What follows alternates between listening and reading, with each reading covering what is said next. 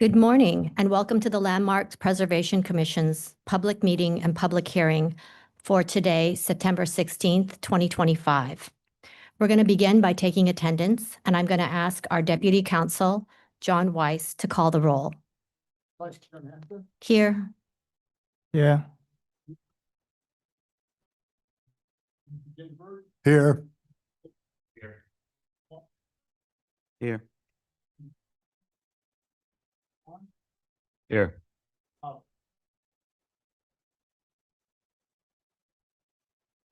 Thank you. This meeting is being held in our hearing room at 253 Broadway on the second floor. It is also being held via Zoom and live streamed on our YouTube channel for anyone who would like to participate remotely.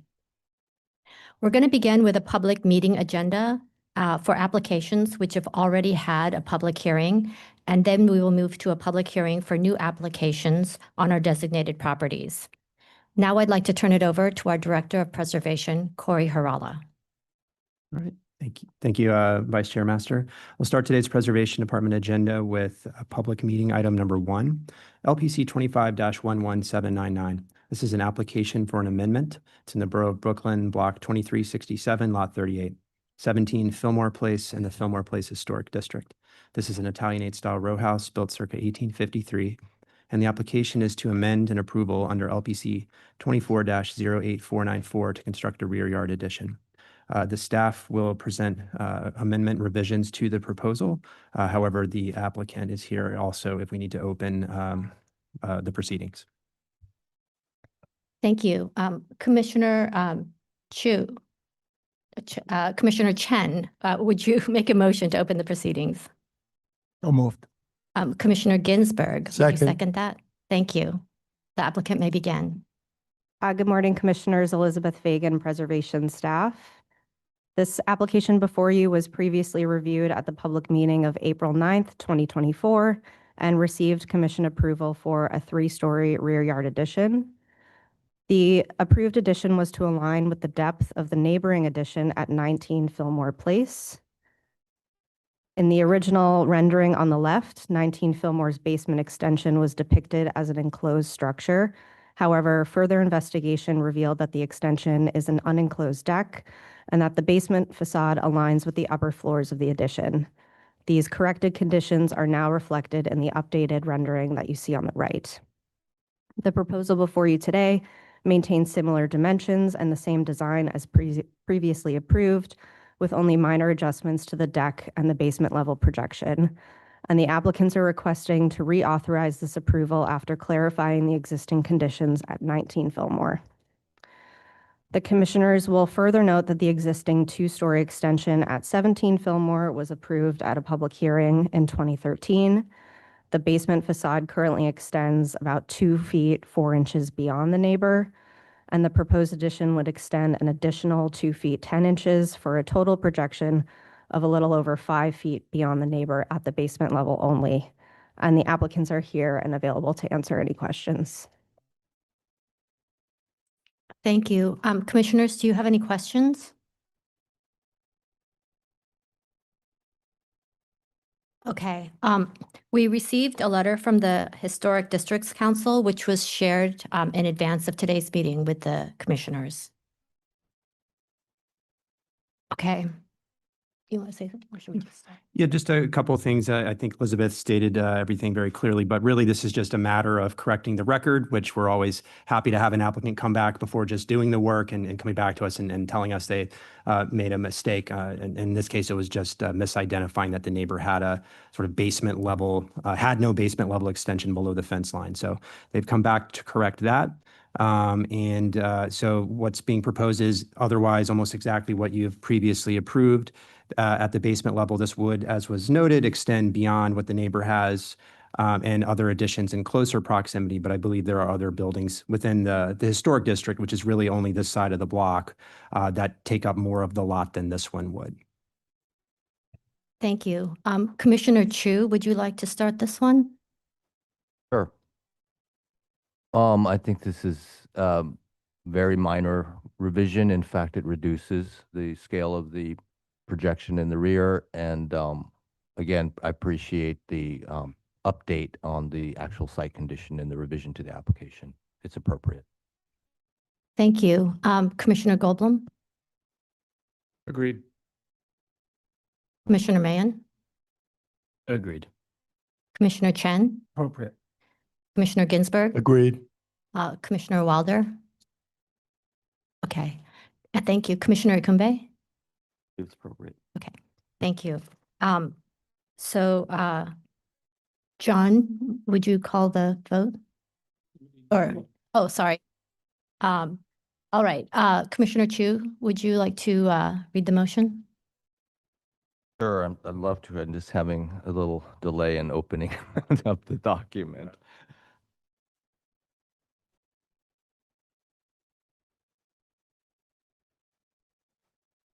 Thank you. Thanks, Mark. Okay, in the case of LPC 25-11-799, 17 Fillmore Place Historic District, an Italianate style row house built in 1853. Application is to amend an approval under LPC 24-08494 to construct a rear yard addition. I note that the building style, scale, materials, and details are among the features that contribute to the special architectural and historic character of the Fillmore Place Historic District. I recommend approval, finding that their existing rear addition and top floor of the rear facade have been recently rebuilt. Therefore, no significant architectural features will be altered by the construction of a rear addition. That the work will not be visible from any public thoroughfares. That only half the block is located within the historic district, and that the block features a variety of building types and sizes. Therefore, the presence of a sculptural contemporary rear yard addition is consistent with the varied buildings and additions within the block. That the use of neutral stucco facade with large punch window openings will be in keeping with other contemporary additions approved within this district.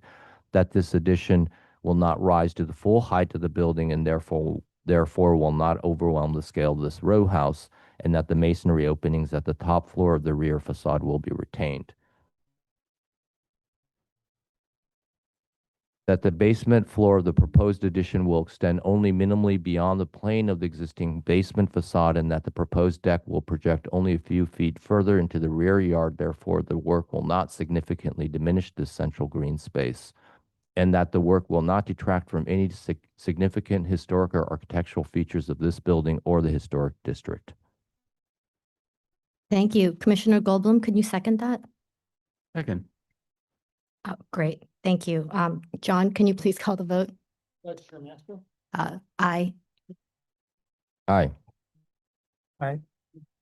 Aye. Aye. Aye. Aye. Aye. Thank you. That's approved. Let's move to the next item. Next item is public meeting item number 2, LPC 25-07021. An application for a certificate of appropriateness in the Borough of Brooklyn, Block 1838, Lot 10, 164 Hancock Street in the Bedford Historic District. This is currently a parking area and a garage building, and the application is to construct a new building. This was last presented at the public hearing of October 22nd, 2024. No action was taken at that time with regard to the new building. And the applicant is here to present to the proposal in response to your comments after we open the proceedings. And I did just want to also note that a component of this did include demolishing a garage that was on site. And at the time, the commissioners were comfortable with that part and later approved just that part, the demolition of the garage, at a separate public hearing approval. So this is them coming back to now address the building itself. Yes. Thank you. Commissioner Wilder, can you make a motion to open the proceedings? Move. Commissioner Ikumbe, would you second that motion? Second. Okay. Thank you. We did receive a letter from the, let's see. We received a letter from HDC that was shared in advance of this meeting with the commissioners. Okay, the applicant can begin. Thank you. Good morning, Commissioners. Marie Garino, Preservation staff. The item before you today is 164 Hancock Street, an application to construct a new building in the Bedford Historic District. This application was first presented at the public hearing and public meeting of October 22nd, 2024. The project was brought forward again at the public meeting of January 14th, 2025, at which time the commission approved the demolition of a garage structure at the rear of the lot. No action was taken regarding the proposal to construct a new building on the lot at that time. In October 2024, the commissioners supported the design of the front facade as it related to the design of an adjacent new building at 162 Hancock Street, approved by the commission in August 2023. This building has not yet been constructed.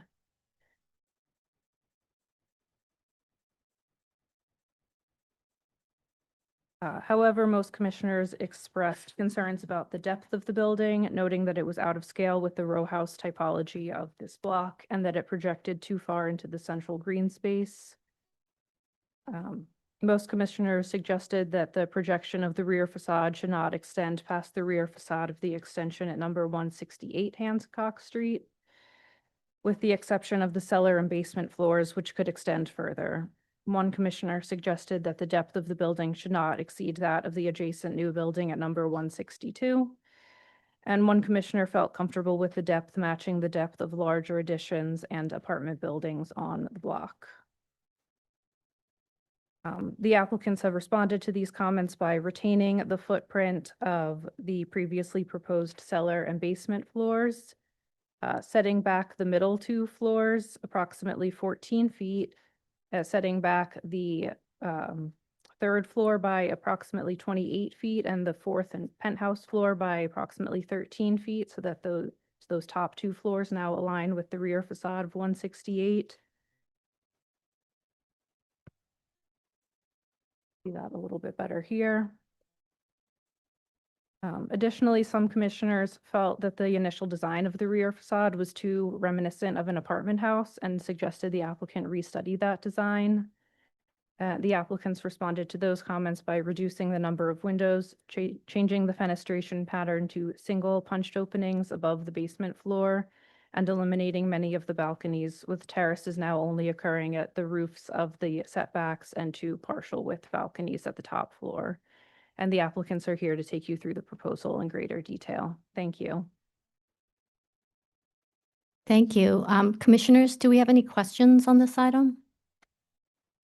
Oh.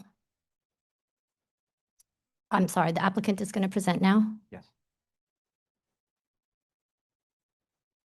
Good morning, commissioners. Thank you, Mary, for the presentation. This is my name, sorry, is Ana Maria Torres. Can you speak more into the mic? I can't hear you. Hi. Thank you. My name is Ana Maria Torres. Good morning, commissioners, and thank you, Mary, for the presentation and introduction. You want to introduce yourself? Jackie Pudu-Vallon for the record. I'll introduce myself again later, if necessary. This is briefly, we want to go kind of emphasize what Mary indicated in her brief.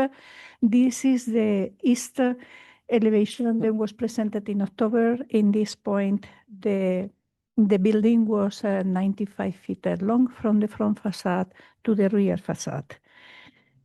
This is the new proposed east elevation. As you can see, the levels, the first and the second level has been set back 14 feet, and the third and fourth levels has been set back again over 14 feet, in total 28 feet from the original dimension, then that now aligns with 168 Hancock. This was the west elevation of the original building proposed, and this represents the same setbacks than you will see from the east side facade. Here is an overlay of the original volume of the building, then versus the proposed building. Then on the bottom of the The two lower levels is what we said, then is the 14 and 28 plus on the upper levels. The idea is also that one of the comments then was incorporated to trying to create a more dynamic, a more sculptural, more sculptural volume of the building. This is the original facade that was presented in October. As Mary was mentioned, has more balconies and more, patio type of windows. The commissions were concerned about the design to be too much of kind of a front facade. Then we have been reducing and incorporating the fenestration, more single double pane in the same proportions than, for example, has 162 Hancock. Here is the footprint of the 164 versus 168 and 162 in the original presentation done in October. And this is the proposed building for 164 right now in relationship with the footprint. As you see in the hatch darker area, the upper floors, the third and the fourth floors are aligned with 162. Sorry, 168. The first and second is projecting 14 feet, and then we have the basement, and the cellar then was our understanding that levels we couldn't remain as it is. Just to point out that the 30 feet rear yard is maintained in the lot, just because the lot, as you can see, is very particular and unique, and it of course has a long L-shaped garden towards the east. This is a survey that we have been done in conjunction with the owner of the buildings that are in the block. The address are 150, 190, and 206 in Hancock in the same block. Then they have additions, and they go all the way to the height of the building of 3 levels, and some of them, they are close to their property line in that particular lots. This is the relationship of the building with the garden area in relationship with existing buildings that we just saw in the survey on the previous slide. These are just for the next slides, is the studies that we did originally with the original building of the block, the axonometric and the buildings, and they were more prominent and larger, and the proposed now relationship of the building with just only few buildings on the block. This is an overlay of the volume. Then the dotted red line is the original building proposed in October, and the darker, outline of the axonometric is the new proposed building. Then it's reflected, very clear, all the setback then has been incorporated into the building as a responding to the concerns of the commissioners and trying to be a little bit more dynamic in the shape of the building by doing that. This is different views we are going to see from different parts of the interior of the lot of the building. One of the things then, by stepping out in this way with the terraces, I think the terraces are going to maintain that greener, aspect of the interior of the lot and the block. This is the original October 2024 volume, and this is how now will be read it, and the relationship with the existing additions. Then there are some of them large, like in 206 or 150. This is a different view from the west side. this is the original facade. Then, as indicated, it was felt and it was, the fenestration was not in relationship with the rest of the block, and it was too many openings, and the treatment was a bit too excessively designed. Then we convert into have a double hung windows, more simple, more more individuals and smaller, and with the setback also help to create a much more establishing a better relationship with the rest of the buildings in the block.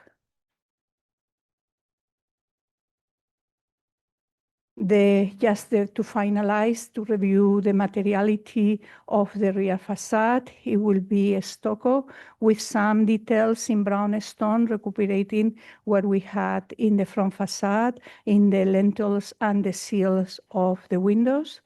And the rest will be just a stucco running around from the both sides, the east and the west side elevations. Thank you so much for your time. Commissioners, before you deliberate or ask questions, this is Jackie Prudu-Vallon again for the record. I just want to highlight a couple of things, which is that, again, with this project, the architect's been wrestling with a very unique situation in that this lot it's much deeper, much more uniquely shaped than your typical row house lot. It's also a bit wider than your typical row house lot. So what we're attempting with this iteration of this design is to follow commissioners' directions from the last hearing, which was to pull back a portion of the facade so it would align with the back of the neighboring building at 168. So again, the upper two floors align with 168's rear facade. Then the two floors below that align with the full depth additions that exist within this block. And then the bottom two floors, the basement and the cellar, still extend beyond that. However, we still think that's appropriate to the depth of this particular lot. Thank you. Thank you. Commissioners, do we have any questions?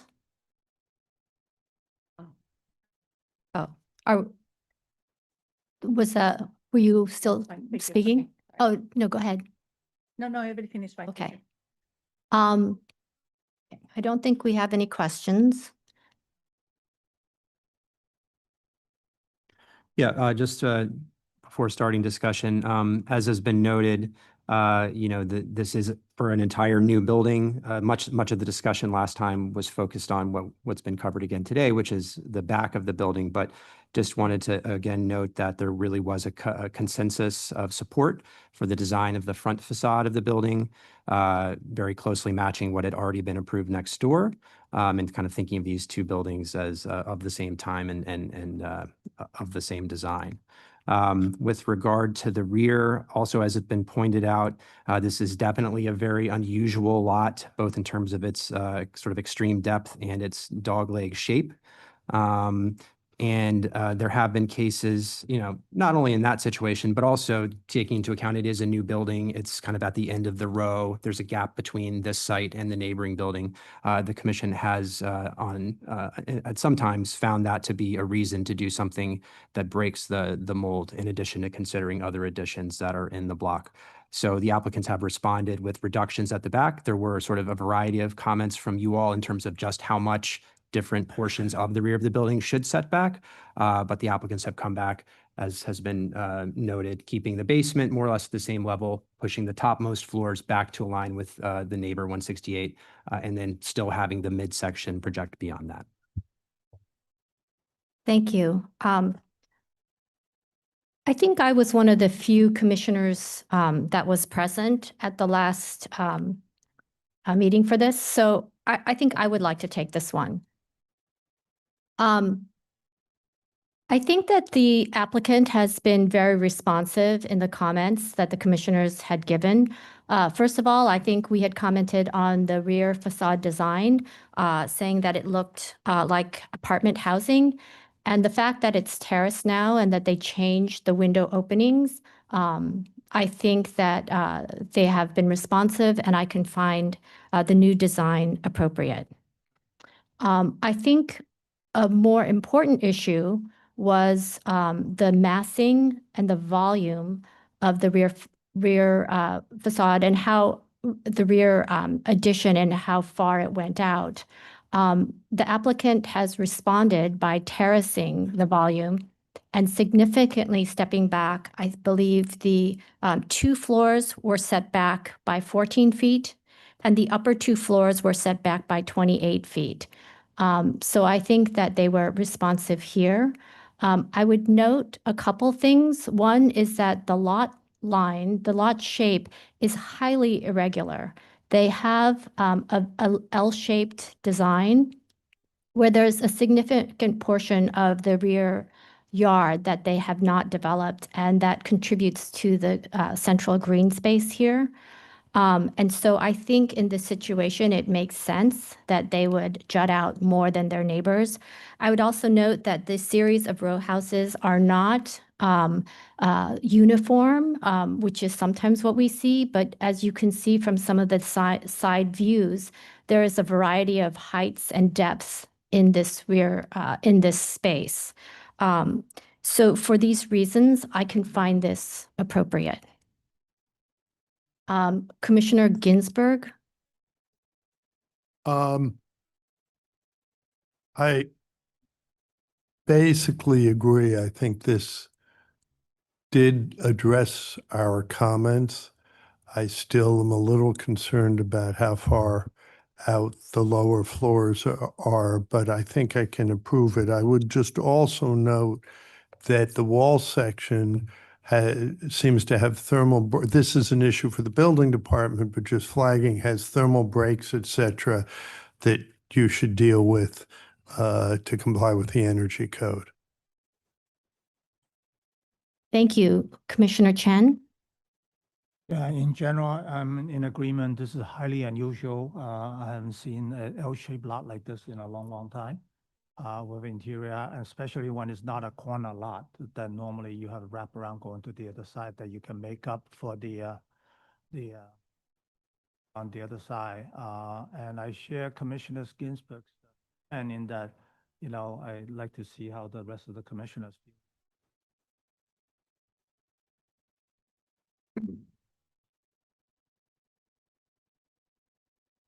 Thank you. Commissioner Mann. Thank you. And thank you to the three of you for your comments. I didn't have the benefit of seeing this previously, so I feel I must moderate my comments somewhat. That being said, I do honestly find the midsection, as Commissioner Chen termed it, to be protruding too far into the rear yard, despite the irregular shape of the site. It does appear that it would significantly disrupt the reading of the central green space at the block. I would be okay with the basement level extending as far as it does, but I'm unsure I could support this as illustrated. I didn't see really an argument for the appropriateness of this particular extension at the midsection, other than that it had been reduced from what it was previously. Perhaps there is an argument to be made. I don't know what that is. So I don't think I could support this as illustrated today.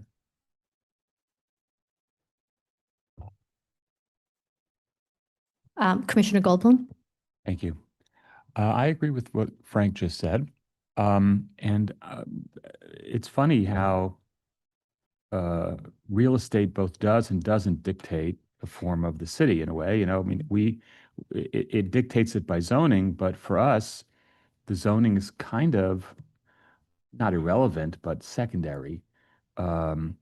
the fact that these guys have a very unusual lot isn't, I think, in and of itself a reason to consider a volume appropriate or inappropriate when the judgment of that appropriateness is really contextual. It's based on, you know, the common space that is the backyard, the donut. And by that measure, this block is not pristine. You know, it's not a Ridgewood, perfect, untrammeled block, but it's not an Upper East Side train wreck either. It's kind of it's pretty uniform. There's a lot of uniformity here. There is a sense of a central green space that I think is legible, even though there are some buildings, including the one at 168, that make it less than perfect. I think that the upper floors are fine, but the balconies should go. I think the balconies are peculiar and are not typical of what one sees in this kind of setting.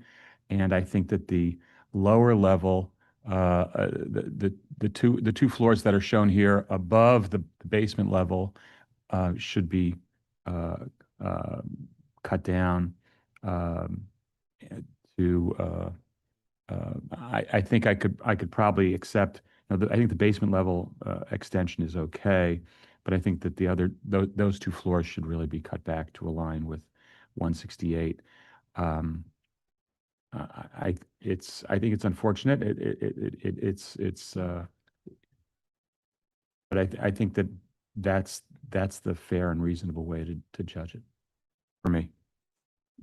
Thank you. Commissioner Chu? Yeah, this is definitely a unique situation. I tend to agree with Michael's comments and also Frank's previously. When I look at this, it's a new construction on a block with historic fabric, and I guess when I look at the bigger picture, the percentage of the new construction is much smaller, a very small percentage of this whole donut. And I feel like the mass that's being proposed picks the largest extensions of all the existing conditions and combines them into one proposal. They took the height of the larger element and then the projection of the largest projection existing on the block. And I do feel that as the new construction, it shouldn't be the largest projection on the block, but represent, again, more context where the existing historic fabric is the predominant reading of the donut. Yeah, they have a great L-shaped lot with a lot of yard, which is a wonderful thing to have in New York City, but I don't think that should drive the reading of the donut, this one unusual piece. Yeah, I would consider this proposal if those first and second floors were reduced. I might consider some projection, but my tendency is to want it to align with the tallest projected element as the neighbor, or not do the big projection and do something that is like the addition in the rear, like an existing condition is, but not combine the two. So I do think it needs some revision to get approval from me. Okay, thank you. Commissioner Ikumbe? I guess I believe overall, I do find it acceptable. As was stated before, it did try to align with some of the items that are currently on the block. I believe the upper floors are to the building that is directly to it, and the other floors extending out are a little further down the block. So I think that is in keeping with what is happening in the context of the entire block. And I would give it a little leeway because of the special and unique site itself. This is something usually don't come along all the time. And then potentially because of that, it might be a place to actually have a different type of moment happen in the space. So overall, I can find it acceptable. Thank you. Commissioner Wilder? Yeah, I think the irregular shape of the lot is a gift and a curse. And I think kind of going back to the comment about zoning, it looks like a zoning exercise where you're kind of taking advantage of what you're allowed to get because of the amount of space. But it feels, in doing that exercise, approaching it from a zoning standpoint, it feels like it's out of scale compared to the adjacent buildings. And I understand that similar lots within the donut may be projecting out or may have the height. But if I'm looking at the site plan that shows 168 and 162 directly next to it, and both of those are kind of, at least 168 is not taking up the entire lot. So it's some irregularity to that building size, and yeah. And I'm trying to make sense of, and maybe the step backs on the rear are causing too much of a distraction. Maybe a more uniform facade or extension would make a little more sense. I think it needs a little more work to understand just the scale and how it relates to the other adjacent buildings at least.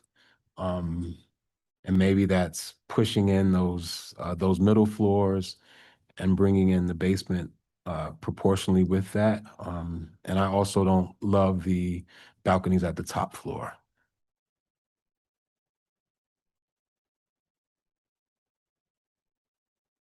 All right, it sounds like we have enough votes. If we push back the first and second floors, we can probably approve that. I think we have two commissioners who don't like the balconies. Are the other commissioners okay with the balconies or balconies? No, oh, you're okay with the what? Yeah, the Okay, top so floor. perhaps, I think they should be lost on the top floor as so well. balconies, no balconies on the top floor? And are the commissioners comfortable at the applicant working with staff on doing, modest balconies at the floors below the top floor, since they'll now be pushing in that extension with this approval, typical of what was done at the new building next door? Yes. Okay.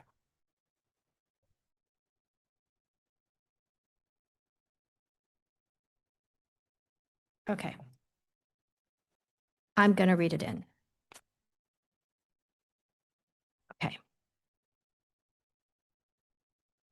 In the matter of LPC 25-07021, 164 Hancock Street in the Bedford Historic District, application is to construct a new building. I note that the lot is with the Bedford Historic District, which consists mainly of masonry row houses constructed between 1870 and 1900, ranging from modest Italianate and Neo-Gothic houses built in the 1870s to lavishly ornamented Neo-Gothic Queen Anne, Romanesque Revival, and Renaissance Revival structures from the 1880s and 1890s. I recommend approval,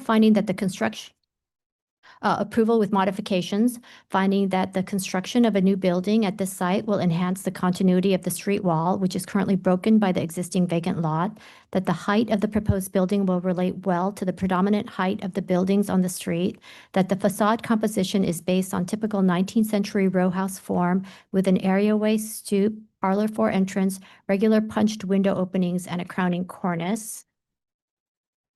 That the stepped planar variation of the front facade is in keeping with the varied planes of other buildings in the streetscape, that the design and materials of the front facade, including brick and brownstone cladding and a projecting bay, metal-clad wood double-hung windows, painted fiberglass paneling at the parapet, and black painted metalwork will harmonize with the adjacent buildings and will help the building blend into the surrounding streetscape.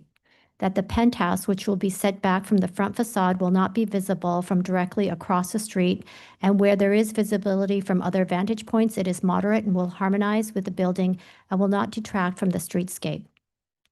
That the rear facade, featuring stucco cladding with punched openings and partial width balconies, will feature a high solid to void ratio and will be residential in character. That this site represents a very unusual condition due to its large and irregularly shaped lot. Therefore, a deep projection into the rear yard can be found appropriate for this atypical lot and will not significantly diminish the central green space. That the proposed building will enhance the special architectural and historic character of the historic district. I recommend that the depth of the first and second floor be reduced to align with the upper floors and the extension next door to be more in keeping with the typical projection of row houses and their extensions on this block. And we remove the balcony on the top floor, and they work with staff on refining the balconies on the other floors. Commissioner Ginsburg, would you second that? Second. Thank you. John, will you call the vote? Vice Chair Master, Aye. Commissioner Chen, Aye. Commissioner Chu, Aye. Commissioner Ginsburg, Aye. Commissioner Goldblum, Aye. Commissioner Ikwembe, Aye. Commissioner Mann, Aye. Commissioner Wilder. Aye. 8 in favor, none opposed, the motion passes. Thank you. Thank you.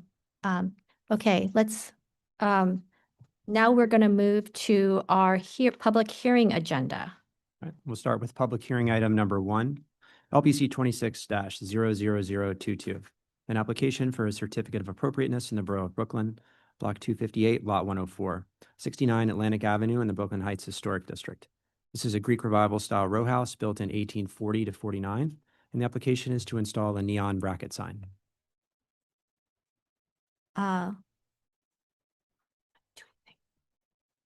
Good morning. Thank you for having me here to present this proposal. On behalf of Art of Play and 69 Atlantic, Can you speak your name? my name is Adam Rubin. Thank you. We opened in October, and we have restored the facade and cleared all the violations on the facade with LPC approval, of course. And now we seek permission to install a small illuminated sign to fit with the neon signs that surround the neighborhood. Most nearby is Montero and Long Island Bar. This is a historic photo of 69 Atlantic on the tax records. And this is a historic photo that includes the neon sign for Montero, just 2 doors away. This is a historic photo of the block across the street with the Long Island Bar, restaurant, neon sign. And here's another famous Brooklyn Heights sign, just a few blocks away. There's a lot of great old neon signs if you look back through the history books, and here's a couple more examples from Montague Street, the Heights Restaurant, the Fisherman Lounge. And Brooklyn Heights does have a rich history of beautiful neon signage, so we hope to continue that grand tradition. This is a present-day view of the south-facing side of Atlantic Avenue, and we are located between Hicks Street and the BQE on-ramp. That white rectangle is to scale of what the footprint of the sign would be. This is the neon reference, which is a lot more fun in color and at night for 73 Atlantic Avenue, the Montero Bar and Grill. And just across the street, the Long Island Bar at 110 Atlantic Avenue. Here is a rendering of the sign we propose. It's 17 by 18 inches. It will project 14 inches from the side of the building, and the casing will be 12 inches to fit the necessary electronics inside. This is an isometric view, and you can see we got up on a ladder and put a little cardboard version of the sign up so you can get a sense of how big it would be compared to everything else on the street. That's a 10-foot clearance. This is just some background to show that we've had a good reception in the 11 months we've been open so far. A really nice feature in the New York Times weekend section, the cool post article we got, and several other online articles that seem to be in favor of what we're doing there at 69 Atlantic. So thank you for your consideration. We hope we can make a little contribution to the neon heritage of this particular intersection. Thank you. Commissioners, do we have any questions? Yeah, go ahead. It is a true neon, yes. None Okay, of that thank you. LED Do we- stuff. Do we have any other questions? Yes, a comment. Just want to congratulate you. It's a very well done yin and yang type of sign, and it's very modest, and I commend you all your success so far. Thank you so much.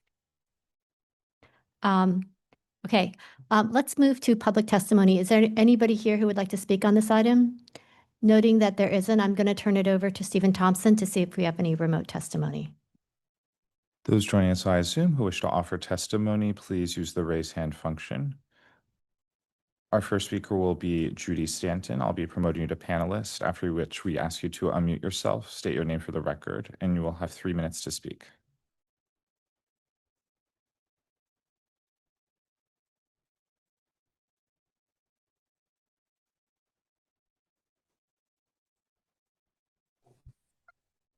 Judy Stanton for the Brooklyn Heights Association.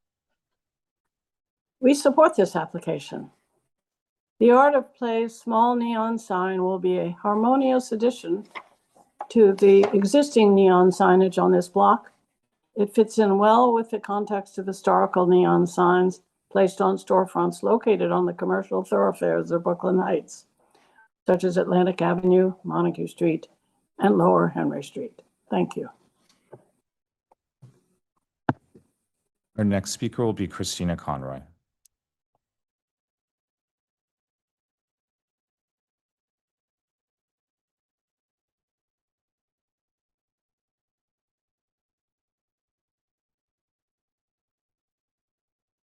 Good morning, Commissioners. I'm Christina Conroy for the Victorian Society, New York. Now, founded in New York City in 1966, the Victorian Society in America is dedicated to fostering the appreciation and preservation of our 19th and early 20th century heritage.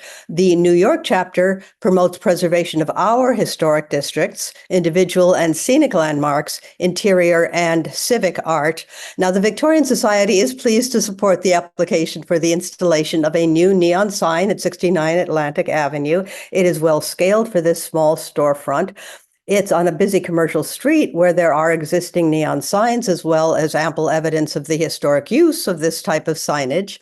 The installation will not damage or conceal any significant historic material, and we believe it is extremely important to support use of this historic sign technology. Now, finally, we must note that this is the third application we've seen recently for the installation of real neon signs at small storefronts. These include the pizza restaurant at 2878 Broadway in Morningside Heights earlier this year, and a cafe at 126 7th Avenue in Greenwich Village last June. Now, we do find it ironic that small businesses can afford to support the use of this historic material, while major institutions such as the Apollo Theater and Rockefeller Center have claimed that maintaining important historic neon signs is overly burdensome. Now, we wish the Commission would be more questioning of statements by both property owners and institutions and their preservation consultants when they make unsubstantiated claims about the cost, practicality, safety, and so on about historic materials and technologies such as neon. Thank you, Commissioners. Thank you. Anyone else joining us via Zoom who wishes to offer testimony, please use the raise hand function.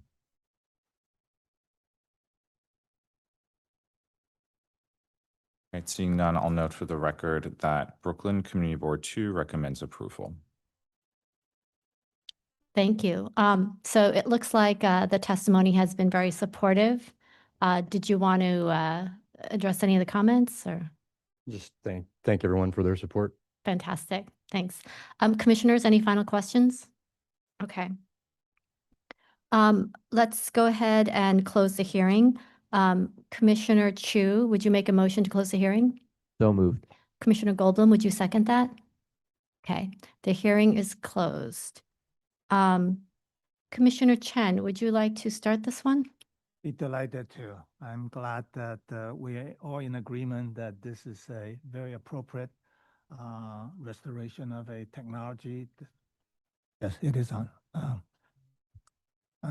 I'm glad that we are all in agreement, and I think in this case is very appropriate and tastefully done, and I wish them. Great. Commissioner Mahan? The proposal looks perfectly appropriate, and thank you to the applicant for such a thorough and carefully considered presentation, even for such a simple element.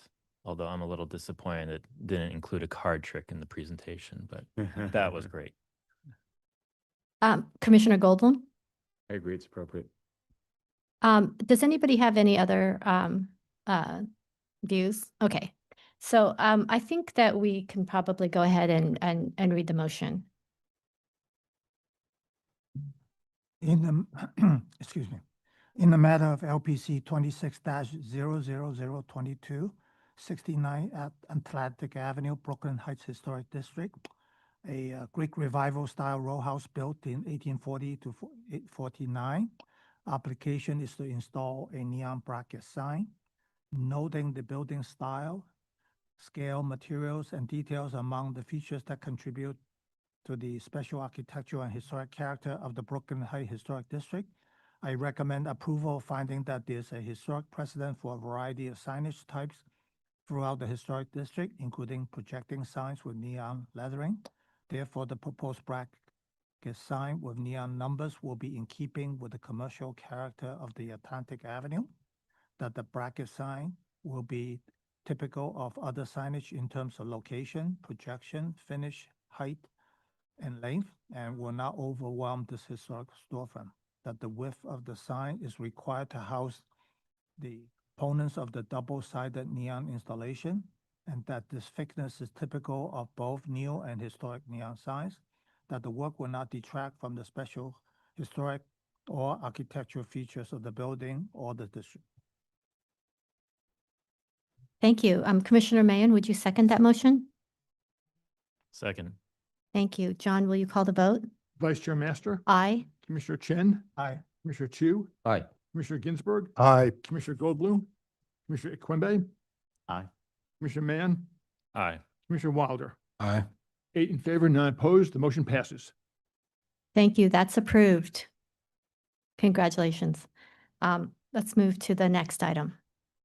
Public hearing item number 2, LPC 26-00251, an application for a certificate of appropriateness in the Borough of Brooklyn, Block 235, Lot 57, 152 Hicks Street in the Brooklyn Heights Historic District. This is a Greek Revival style row house built in 1840, and the application is to construct a rear yard addition. Okay, Commissioners, the applicant has entered the hearing via Zoom. Kiva, you now have control of the presentation. You just need to click on your screen, and then you can advance the slides using your arrow keys or your mouse. Please state your name for the record, and you may begin. Good morning. My name is Kiva O'Sullivan, and I'll be presenting to you today. So present today in person is Nick O'Keefe, who is there on behalf of the building owner. So first of all, thank you all for taking some time to listen to our application today. 152 Hicks Street was built in 1840. It is a Greek Revival style house with a blend of federal features. Our proposal looks at removing the existing 2-story rear addition and replacing it with a larger 3-story extension, which would feature a protruding double-height bay window. To start off, I will provide everyone with some additional context. As many of you are aware, 152 Hicks Street is located in the historic neighborhood of Brooklyn Heights, and here we have a map of the neighborhood highlighting its location. Moving on, we have a zoomed-in block plan showing the various rear additions already present on the block, and as you can see, these are mostly comprised of 2- or 3-story additions. Next, we have a collection of Sanborn maps, which somewhat document the evolution of 152 Hicks Street over the last 185 years. The 1855 map, which you can see to the left of the sheet, indicates the presence of a wood frame T-porch originally. It appears that this was removed at some point and replaced with a split-story addition, as evident in the 1903 to 1907 Sanborn maps, located in the bottom right. This, again, was later replaced by a partial width two-story addition, which is what we see there today. So next we have a rendered axonometric view of the existing and proposed rear facade. The existing two-story will be removed and a new three-story addition will be proposed in its place. The proposed addition will extend out to align with the neighbouring rear facade at 154 Hicks Street. A black metal deck and bay window will extrude out from this addition. A protruding bay window can also be observed at the adjacent properties of 154 and 156 Hicks Street. Here we show elevation drawings of the existing and proposed rear facade side by side with an image of the existing conditions captured in the top left corner. I will elaborate on the specific design details of our proposal in the following slides. A full site plan shows the existing and proposed rear yard conditions. The proposed plan at the bottom of the page captures how the rear wall of the proposed addition will align with that of 154 Hicks Street, while it falls just short of the corner at 150 Hicks Street.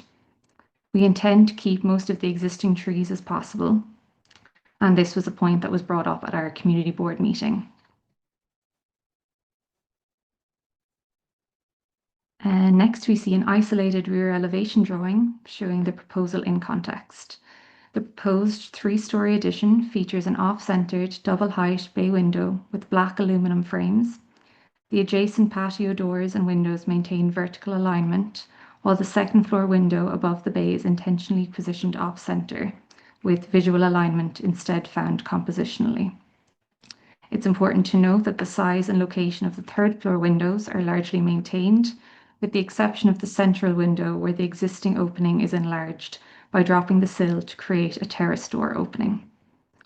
In terms of finishes, we proposed an off-white stucco finish at the new addition and a charcoal hardyboard siding at the top floor of the existing facade. The hardyboard siding reflects the wood frame construction of the original rear facade and establishes a harmonized material contrast between the old and the new. So here we've put together a material palette to showcase the various materials that we've chosen for the rear facade. We believe that the charcoal hardyboard siding complements the black frames of the rear windows.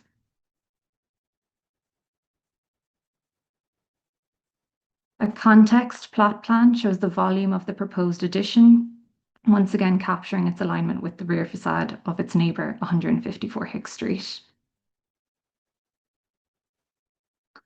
To help visualize everything we've covered so far, here are some photos of the existing conditions of the rear facade. You can actually see in these photos remnants of flashing on the brick of the neighbouring facades outlining the silhouette of the split-level addition referenced in the 1903 to 1907 Sanborn maps.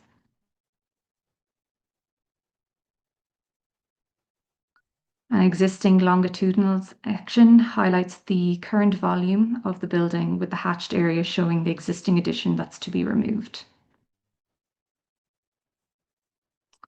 Next, we have the proposed section with the blue dotted line outlining the envelope of the existing addition, while the red dotted line captures the outline of the proposed volume. As we come to the end of our presentation, we have a render image of our proposal in context, showing the new rear addition with its proposed material finishes. And then as a final closeout, we've collected some precedent LPC approved projects which highlight the fact that a three-story addition is not uncommon in the neighbourhood, and all of these examples are located in the historic neighbourhood of Brooklyn Heights and Cobble Hill. This presentation is followed by a comprehensive appendix of details if you look like, or if you wish to look at them. And with that, I've come to the end of my presentation and I'm happy to take any questions. Thank you. Commissioners, do we have any questions on this item? Okay. I'm going to note that there's nobody in the hearing room to speak on this item. And I'll turn it over to Stephen Thompson to see if we have any remote testimony. All right, those joining us via Zoom who wish to offer testimony, please use the raise hand function, after which we ask you to unmute yourself, state your name for the record, and you will have 3 minutes to speak. Our first speaker will be Judy Stanton.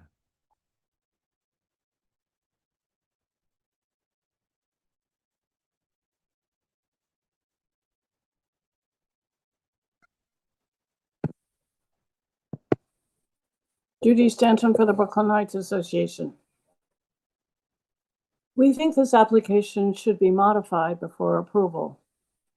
The scale and design of any new extension should be a better match to the existing building than what is proposed here. The upper story of the extension should be eliminated, or at least it should only be partial width.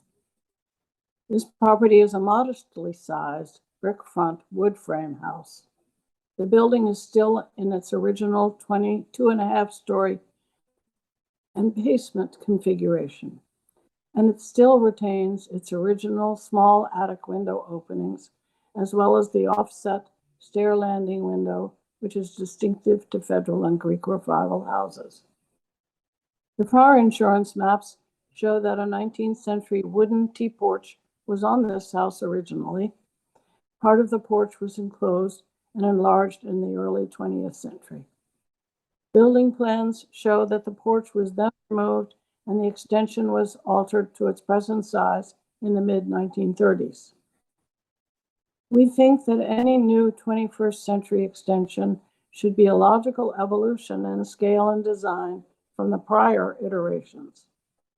The maximalist, full width, and blocky structure being proposed for the back of this house is neither an elegant progression from the extensions which existed previously, nor a harmonious addition to the main body of the house as it has lasted through to today.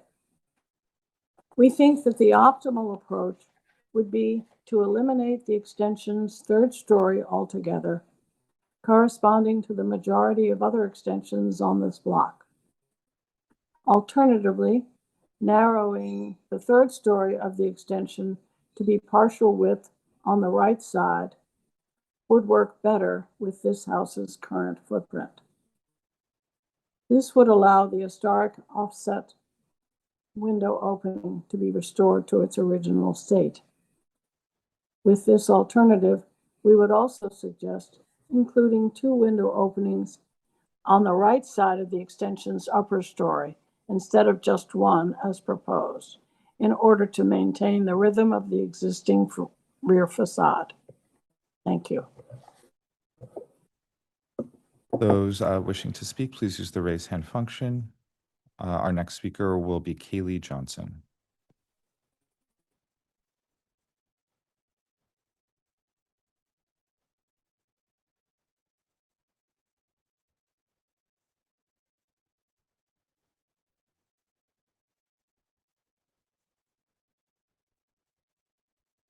Hello, Commissioners. This is Kaylee Johnson speaking on behalf of the Historic Districts Council. HDC finds this proposal inappropriate. We hold our typical stance on rear yard additions that the top 2 floors of the original building should remain intact. This addition is 1 story too tall. Additionally, the proposed top floor of the addition has a compositionally awkward fenestration that does not relate to the windows above or below. Thank you. Thank you. Anyone else joining us via Zoom who wishes to offer testimony, please use the raise hand function. All right, seeing none, I will note for the record that Brooklyn Community Board 2 recommends approval on the condition that the 3rd floor roof terrace railing is pulled back from the full depth to 8 feet, and the staircase to the rear yard is relocated to preserve the full height tree closest to the property. Okay, would the applicant like to respond to any of the comments? We have responded to the request in relation to the existing trees. So we have kept the stair where it is, but we have modified it so it now turns and allows that tree to remain. When we spoke with the Brooklyn Heights Association, they recommended the use of hardy board as a material contrast. So we did try to take on board some of their points while maintaining the volume that we have shown at the risk of losing internal space. Thank you. Commissioners, I think Commissioner Goldblum has a question. Yeah. Yeah. Did you guys observe the research that the Brooklyn Heights Association noted that there used to be a T-porch here? And if so, would you be open to modifying this without modifying the bulk so that it more resembled a T-porch? Yes, we did get the feedback on the original T-porch, and I did look at the Sanborn maps, and I believe that there's actually another iteration of changes that is between what is currently there and the T-porch, as the flashing that you can see in the neighboring buildings is higher than shown, but it's at a split level. So I don't believe it's from the original T-porch. I believe it's from an in-between sequence. Currently, we would prefer to keep the volume at what it is to prevent, having to lose interior space. That is the preference right now. Thanks. Any other questions? Okay. Let's go ahead and close the hearing. Commissioner Ginsburg, would you make a motion to So close? moved. Commissioner Chen, can you second that? Second. Okay. And so the hearing is closed. All in favor. Well, so, yes, all in favor, say aye. Aye. Any opposed? Okay, the hearing is closed. Commissioner Ikumbe, would you like to start this one? If I could just note first, just one point to make. This is an application for a rear addition at a building that's not part of a row and is sandwiched between larger buildings on both sides and at the back of the lot, as it turns out. The top floor is being retained, and so the recladding of the top floor with the hardy plank, this is a framed rear facade, not a masonry rear facade. So that work at the top floor is being handled at staff level, including the dropping of one window to become a door onto the terrace, should the addition be approved. So it's really just the rear addition itself that that you all are focusing on today. And I also just wanted to note, the applicant noted there are other oriel windows, not always centered, including at the adjacent property within this block and in other rear facades in this historic district. And on the topic of the T-porch, when a historic T-porch or its framing still exists, the commission has often liked to see proposals for rear additions that, if not matched, recalled in some way the T-porch, or in other cases, maybe it's gone on the particular building, but there's a row of them that exist. So there's a context of other T-porches. But again, in this case, that addition is, I think, twice removed, and there is no context of other T-porches. Thank you. Commissioner Ikumbe? Yes.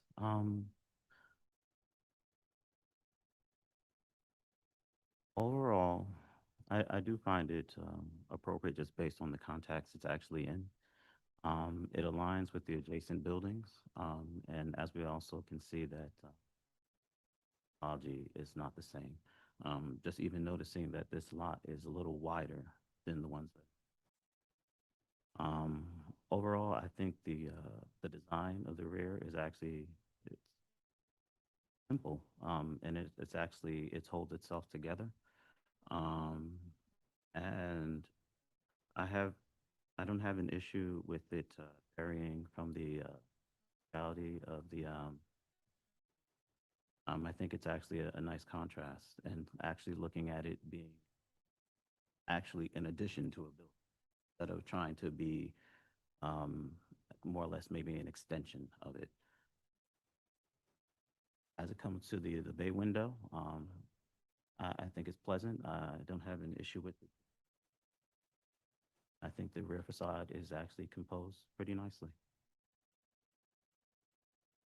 Thank you. Commissioner Wilder? I agree. I find it appropriate. Thank you. Commissioner Ginsburg? Agreed, appropriate. Commissioner Chen? Same here, except I'm just wondering about the color, given The light color tend to draw attention, so I just raised that as a note. Commissioner Mahan? I can find this appropriate, given that the top floor is retained, so the sense of the volume remains, and given that it is sandwiched between larger buildings, which the proposed addition will align with, and the history precedent of approvals for similar bay windows and additions. Thank you. Commissioner Goldblum? I agree. I think that it is an attractive and appropriate solution. I do think that if the applicant wanted to, they could work with staff to have it resemble a T-porch in terms of openness without modifying the volume in any way. And it would probably be a nice recall of what was there, but I don't think that that's required. Thank you. Commissioner Chu? I think this is appropriate. Thank you. Thank you. Commissioner Ikumbe, would you like to read the motion? In the matter of LPC 26-00251, 152 Hicks Street, Brooklyn Heights Historic District, this application is to construct a rear yard addition.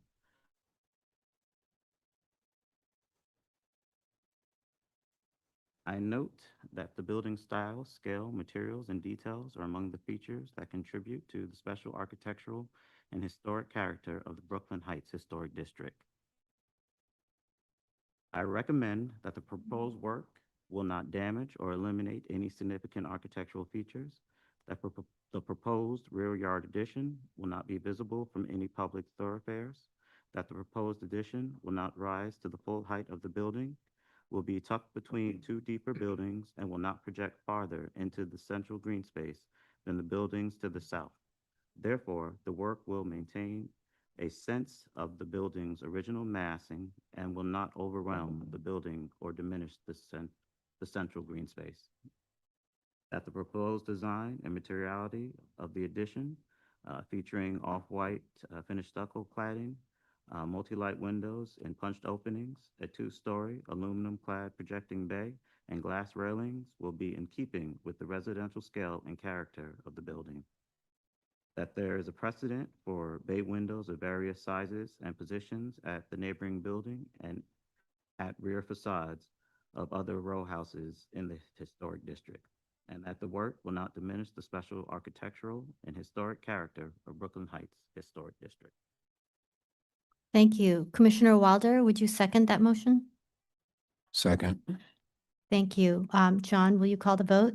Vice Chair Master, Aye. Commissioner Chen, Aye. Commissioner Chu, Aye. Commissioner Ginsburg, Aye. Commissioner Goldblum, Commissioner Ikwembe, Aye. Commissioner Mahan, Aye.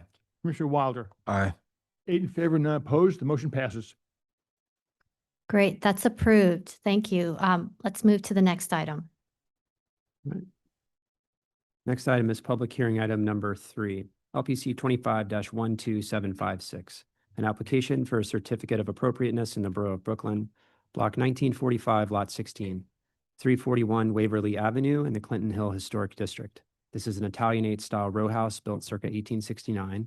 The application is to construct rooftop and rear yard additions.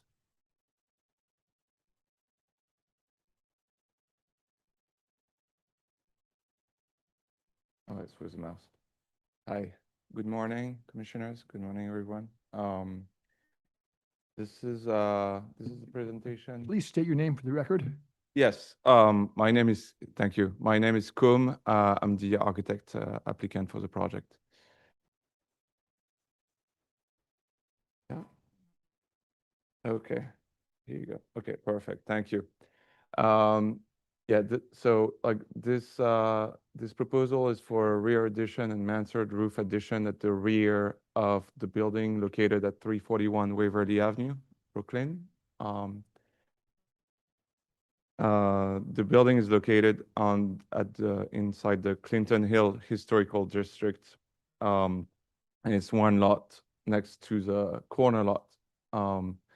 It's at the crossing between Waverly Avenue and Lafayette Avenue in the block that shows quite a few variations of buildings and where there has already been a few extensions built and currently in the process of going through the commission.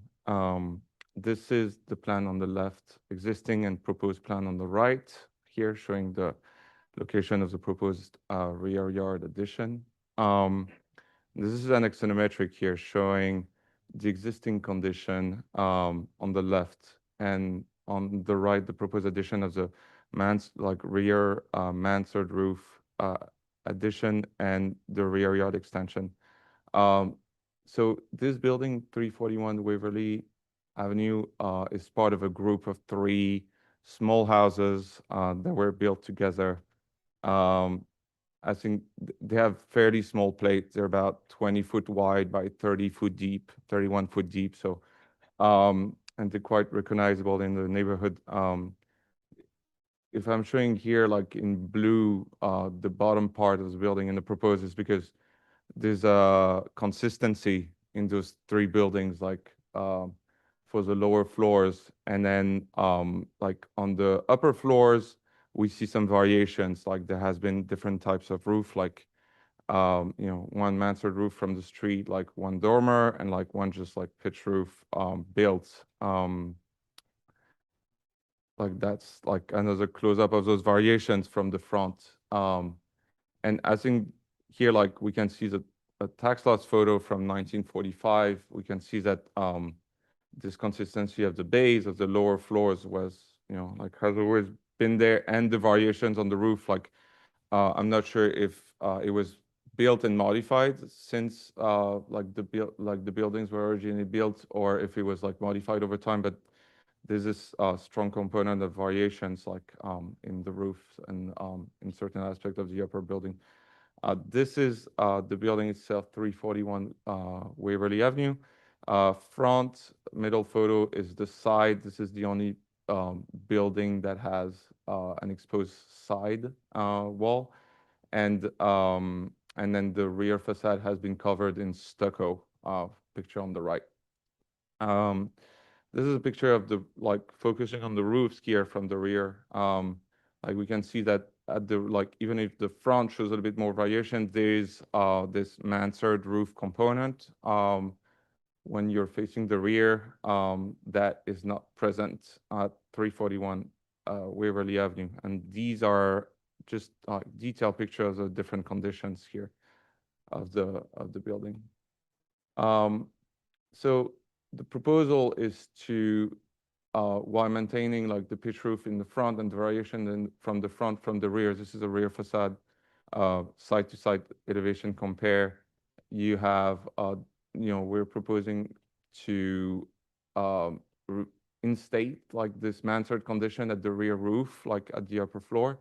And then we're proposing this rear addition on the right.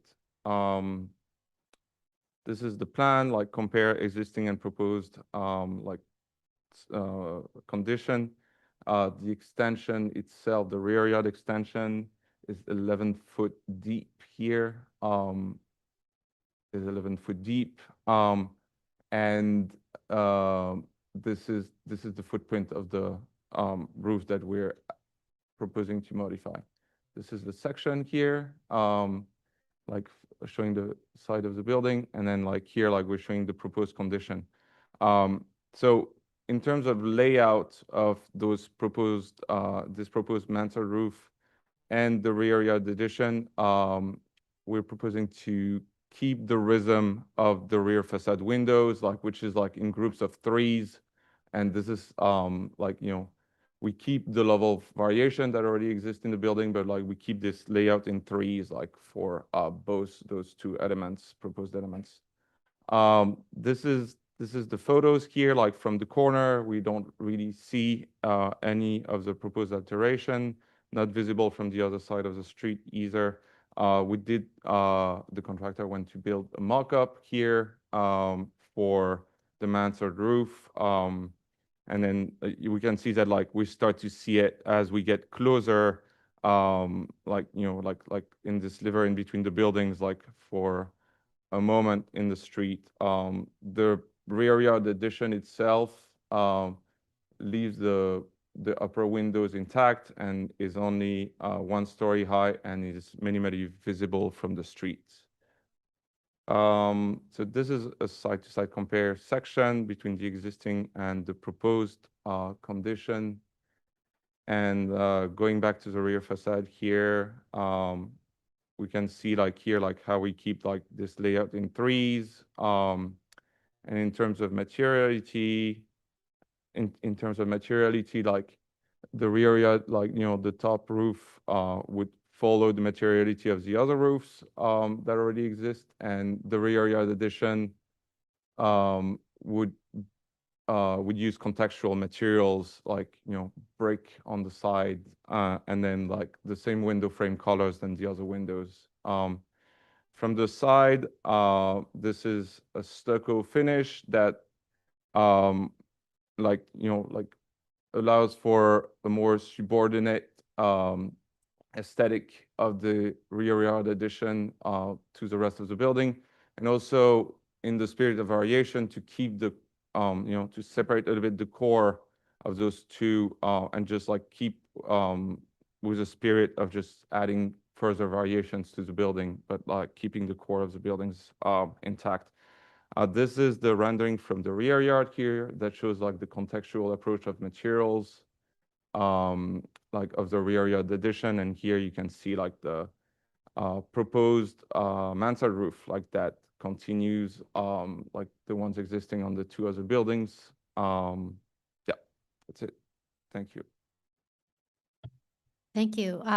Commissioners, do we have any questions? Commissioner Mann?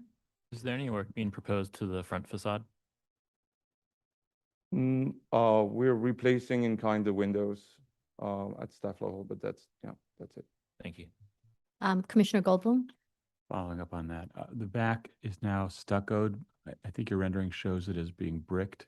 Are you exposing the brick by removing the stucco?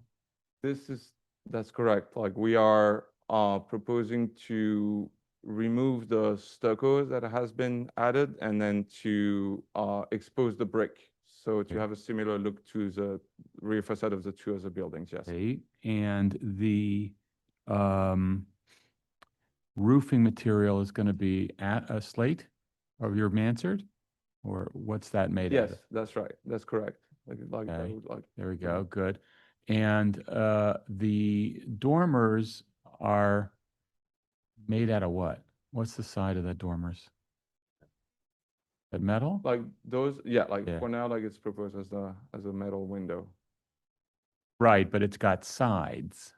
It's got walls on the side because the windows stand up straight, Right. right? And the roof goes back at an angle, so there's like a triangle of something and a roof of that's metal? Yes, right now it's Metal proposed as box. metal. Yeah, like the side metal box. triangle. Yes, it's a metal box. Yes. Great, thanks. Any other questions? Okay. Is there anybody here who would like to speak on this item? Noting that there isn't, I'm going to turn it over to Stephen Thompson for remote testimony. Those joining us via Zoom who wish to offer testimony, please use the raise hand function. When called upon, you'll be promoted to panelist, after which we ask you to unmute yourself, state your name for the record, and you will have 3 minutes to speak. Our first speaker will be Christina Conroy.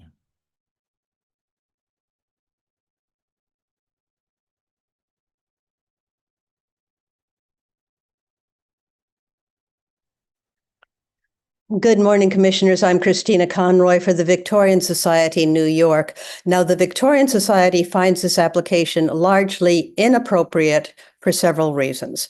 One, the combined scale of the proposed rooftop and rear additions are too much for this diminutive house.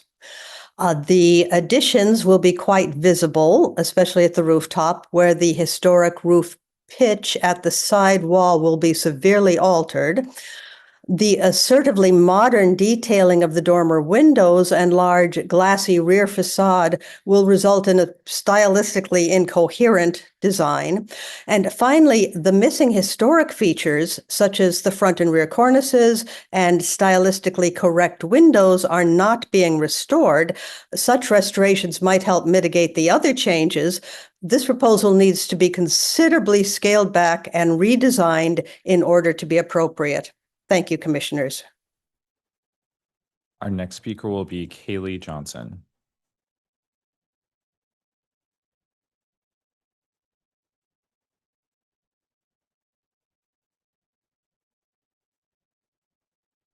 Hello, Commissioners. My name is Kaylee Johnson, speaking on behalf of the Historic Districts Council. HDC finds this application largely appropriate. However, it would be more appropriate if the historic cornice were restored on both the front and rear facades. This would allow the building to relate to its neighbors and would make it more coherent in its design. Thank you. Anyone else joining us via Zoom who wishes to offer testimony, please use the raise hand function. Seeing none, I'll note for the record that Brooklyn Community Board 2 recommends approval.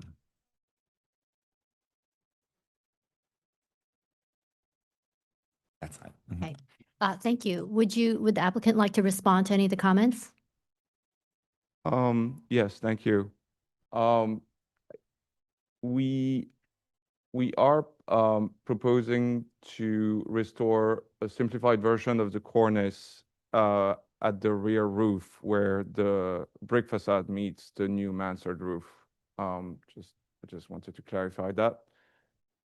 Yeah, that's it. Thank you. Thank you. Commissioners, do we have any final questions? Okay. Let's go ahead and close the hearing. Commissioner Goldblum, would you make a motion to close the hearing? So moved. Thank you. Commissioner Mayen, would you second that? Second. Okay. All in favor, say aye. Aye. Any opposed? Okay, the hearing is closed. Corey, would you like to say something?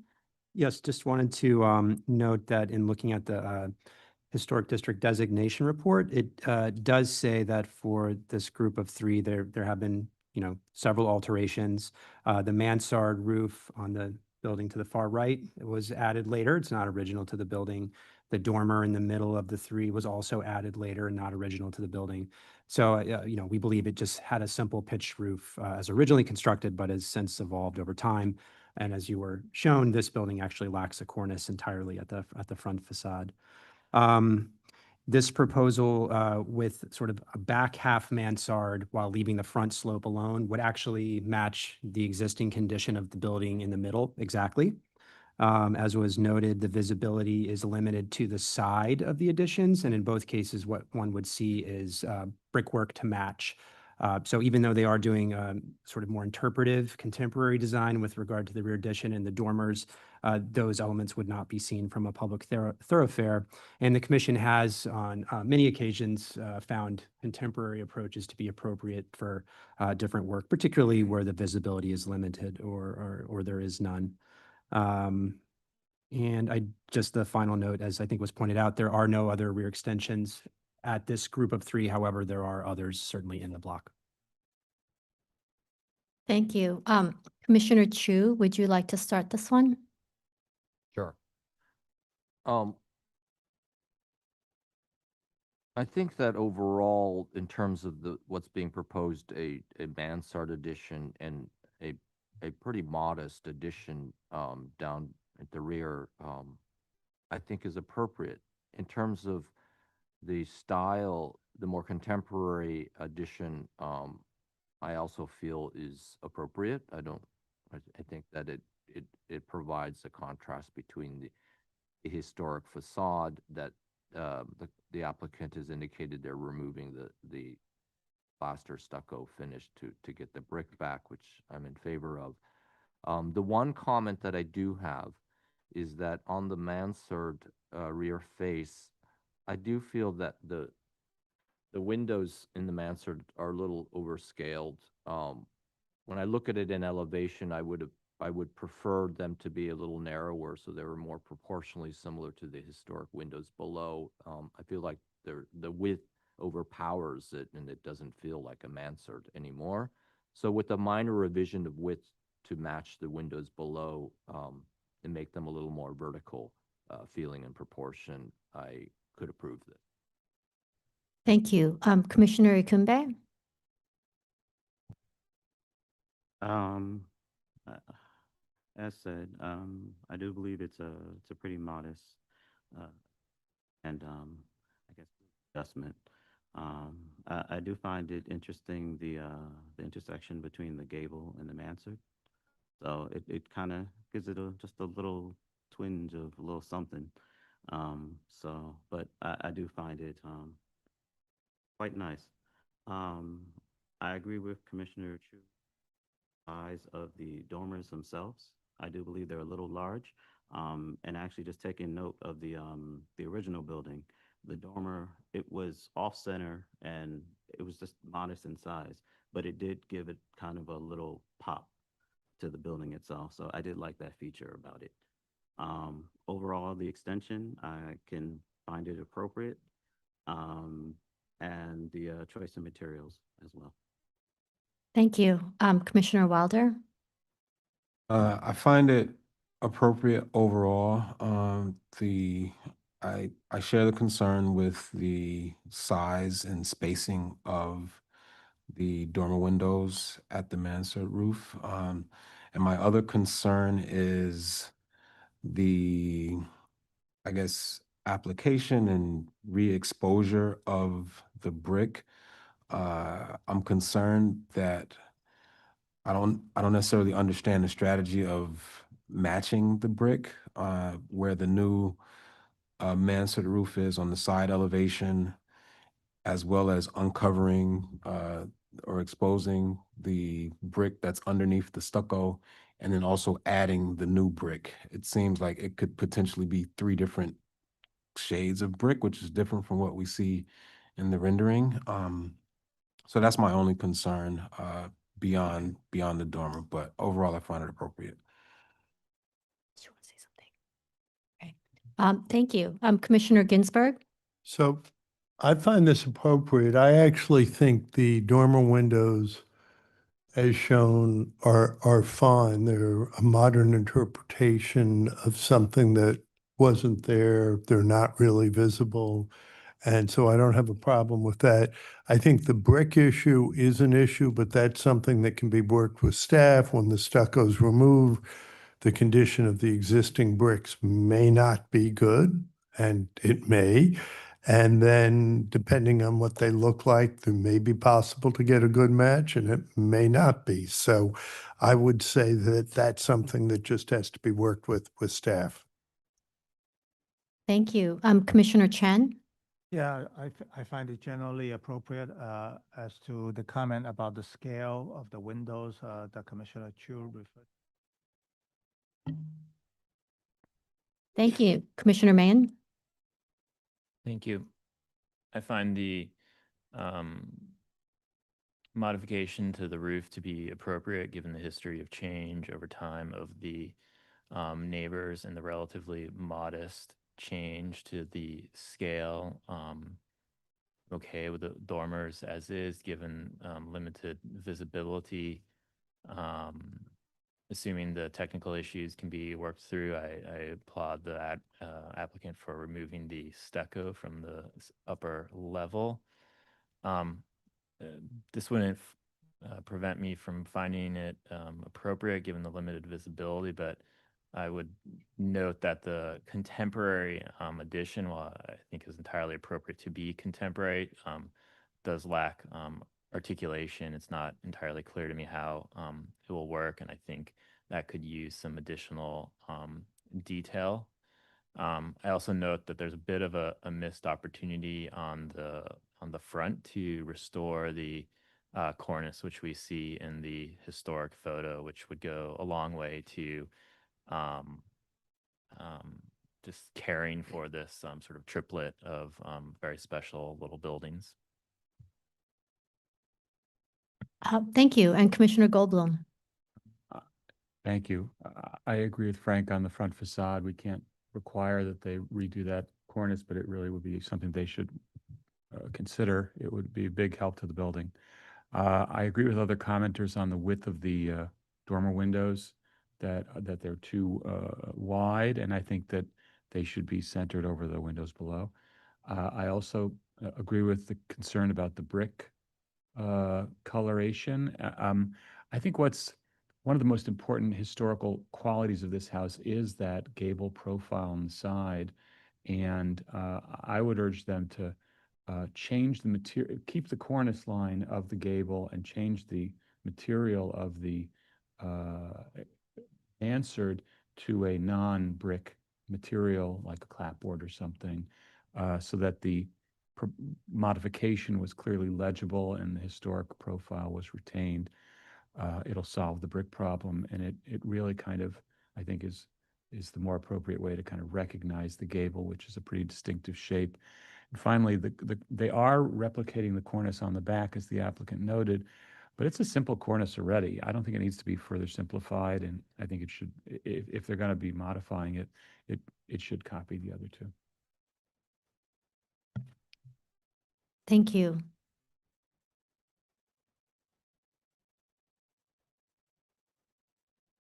All right, just kind of working up a list here. It sounds like there are enough commissioners that are comfortable with the use of the brick at the side wall and the mansard return, although we can have them explore with staff the potential to change the material.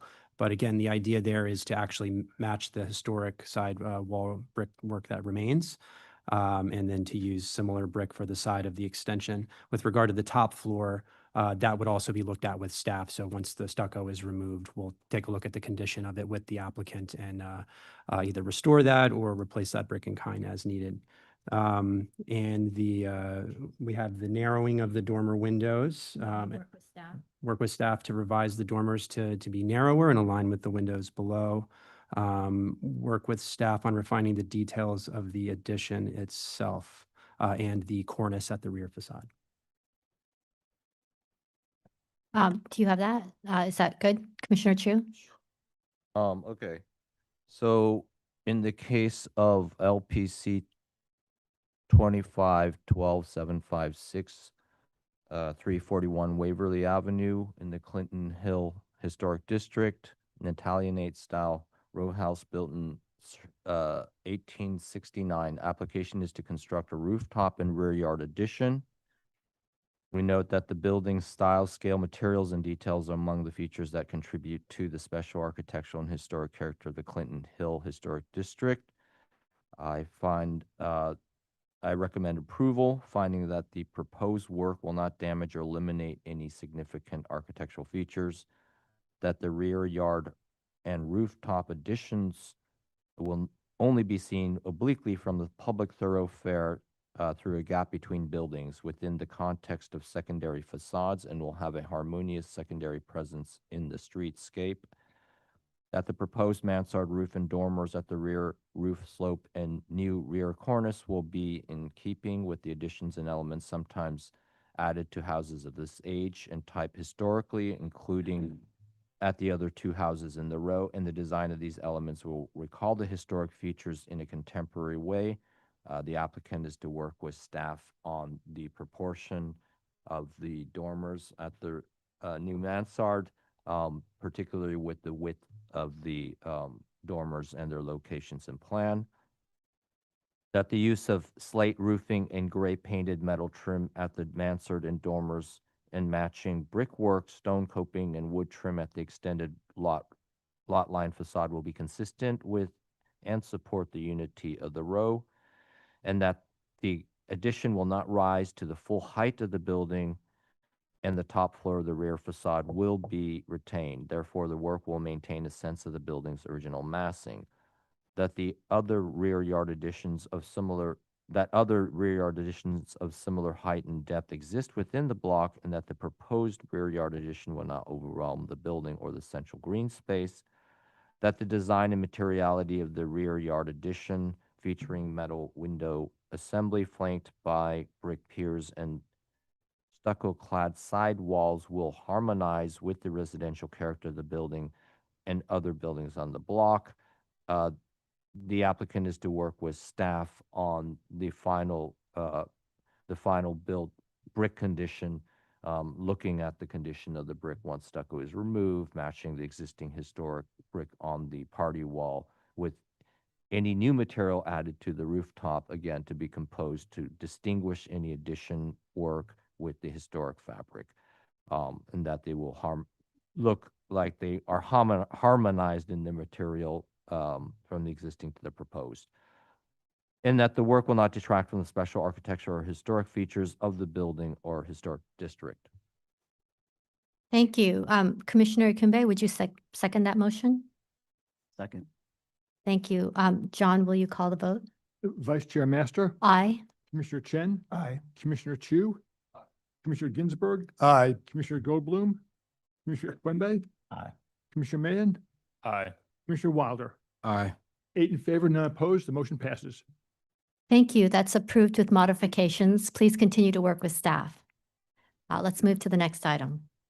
Next item is public hearing item number 4, LPC 25-09136, an application for a certificate of appropriateness in the Borough of Manhattan, Block 516, Lot 7501, 460 West Broadway in the Soho Cast Iron Historic District Extension. This is a Queen Anne-style store and loft building designed by Walter G. Jones and built in 1894, and the application is to enlarge and modify a rooftop addition. Hi, everyone. My name is Stefano Morisi from DYO Design Office. So this building is a 5.5 story building. It's 5 stories plus a penthouse. It's in the Cast Iron Historic District, Soho Cast Iron Historic District expansion on West Broadway, 460 West Broadway. And it used to be one building that in the 80s was joined with 462, and now it's 462 West Broadway.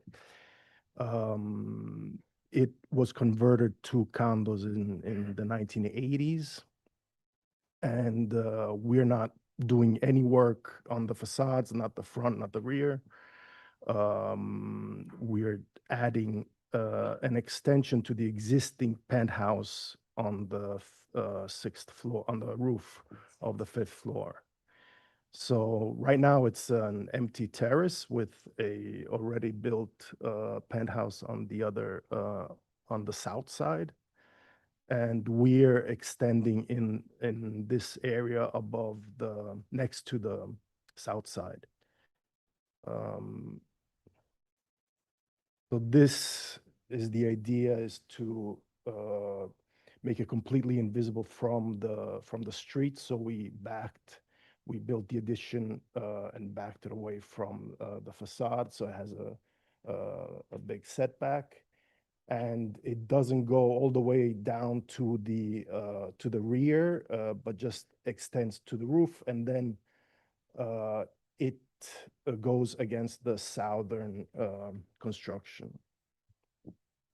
There are some minor interior works to be done at the 5th and 6th floor, because these are all this is a duplex, and there's no work, so only the work is being done on the south apartments, not and the extension is only on the floor of the north apartment. This is the proposed, this is the 5th floor. No work, as you can see, is only done on the work is done only on the south. The interior stairs will be modified and replaced. A new bathroom is being built on the 5th floor. And this is the existing 6th floor with the roof extension at the north. So the roof extension is going to have 2 rooms and 2 bathrooms. And practically in this, you see that we have a huge setback from the street, and you'll see in the photos later that it will not be visible from the street. In the rear, we built up to the exterior wall of the exterior curb of the roof, and below there is a terrace for the fifth floor. This here is the rear facade of the fifth and sixth floor. This is the terrace of the fifth floor, and on the first floor, this commercial has been built out all the way down to the lot. This is the roof, so the two roofs will be connected, the south and the north, and a new parapet will only be on the new extension. The existing parapet, which is the existing railing on the south, which is here on the perimeter of the south roof, will remain. We're not touching that. And no other part of the building is being touched except the extension. So this is in gray. You see the extension on the north roof, and the material that you will see later in the renders is it's stainless steel with a brass finish. So the brass finish, these are custom panels, so they're not ready-made. They're not available as ready-made products. They're done by artisans, and we cut the panels to size, stainless steel, and then we give it a treatment that it's an acid treatment that creates a aged brass look. And this each panel will vary. It will still be a matte. It will not have a shiny finish. It will be matte, and it's just it starts from a stainless steel panel to acid etching, acid treatment, and it's a permanent treatment used for exterior. So this is the facade on the looking at Broadway. We have the panels, windows, and we have a ladder that goes up to the roof. This is the rear facade. It's still the same panels with the sliding window and a regular window on the other side. This is the facade that is not being touched. This is on the south side. The railing on the top is remaining. The existing glass greenhouse in the back and the front is remaining. And this is the north facade with just the panels and no windows. This is a section to show, first of all, you can see on the left is West Broadway, and the extension is set back from the facade. And also in the back, you have a small terrace. This is another section looking north, just to show the interior stairs, and this is in the part that is not being touched, and the two greenhouses, front and rear, that remain. Now this, it looks a bit shiny in the renders, but the material is the one that I showed before. And these are views from the top. So you see the railing that remains, all the other elements that remain, and the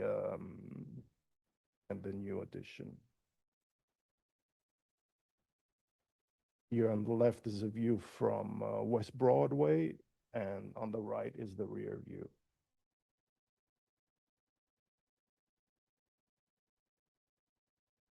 These are photos.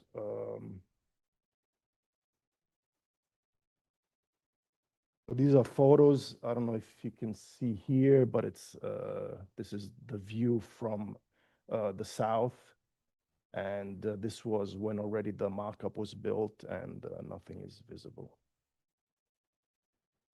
This is a view from West Broadway, and this is the view from the north. So it's so much set back that it's not visible. The same thing you can see in the renders, in the 3D views, that you can only see the railing here, the existing railing.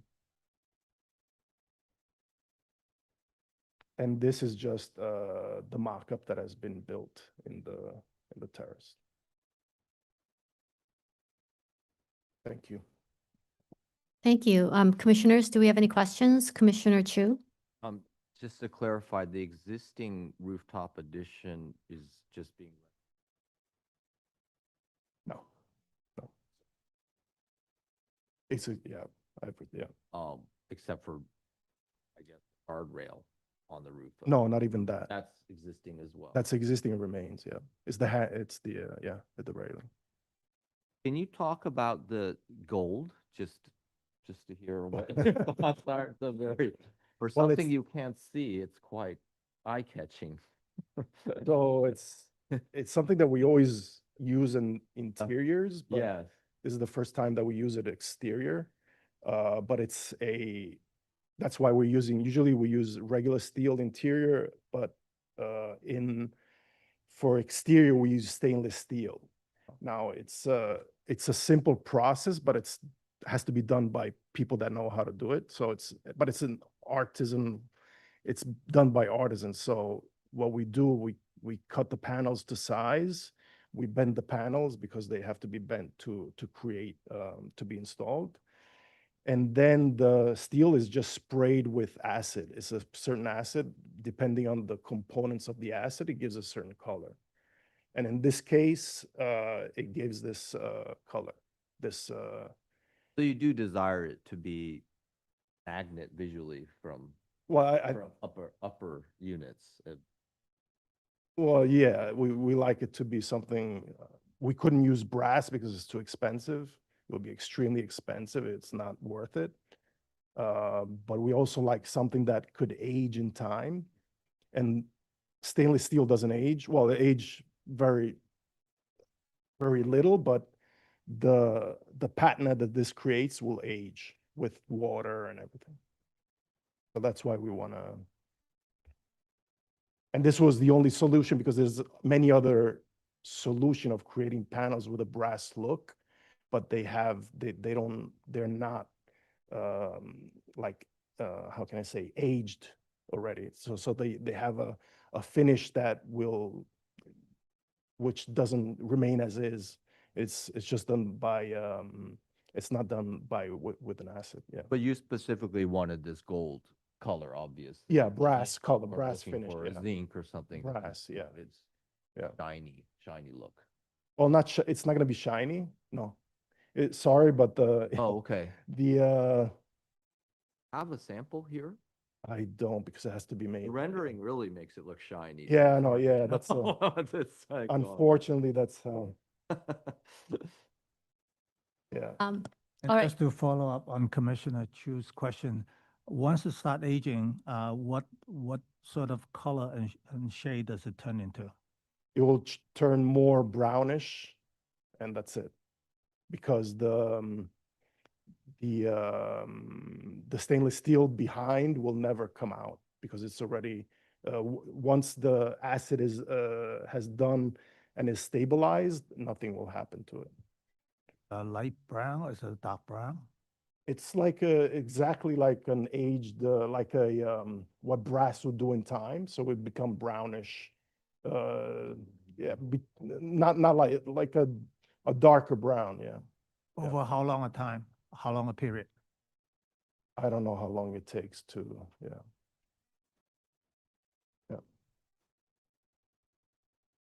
Commissioners, any other questions? Okay.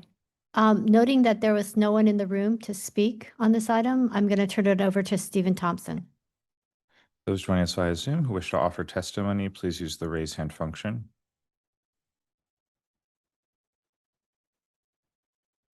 Seeing none, I'll note for the record that Manhattan Community Board 2 recommends approval. Okay, thank you. Commissioner, any final questions? Okay. Let's go ahead and close the hearing. Commissioner Chen, would you make a motion to close the hearing? So moved. Commissioner Mayen, would you second? Second. All in favor, say aye. Aye. Any opposed? Okay, the hearing is closed. Just a couple of notes for consideration. This is a proposal for a rooftop addition and connecting to and enlarging one that exists on the adjoining building. Many aspects of it actually would meet the staff level rules. However, the existing addition already exceeds the 11-foot height limit, and since they're matching that, this enlargement would as well. And in addition, there's an existing rear bump out on this building, so the cumulative effect rule would also be triggered. For those reasons, however, not for the material reason, it couldn't be done at staff level. The staff level rules actually don't explicitly prohibit or promote any particular materials when it comes to rooftop additions, although they do for rear yard additions because of the sort of a different context consideration.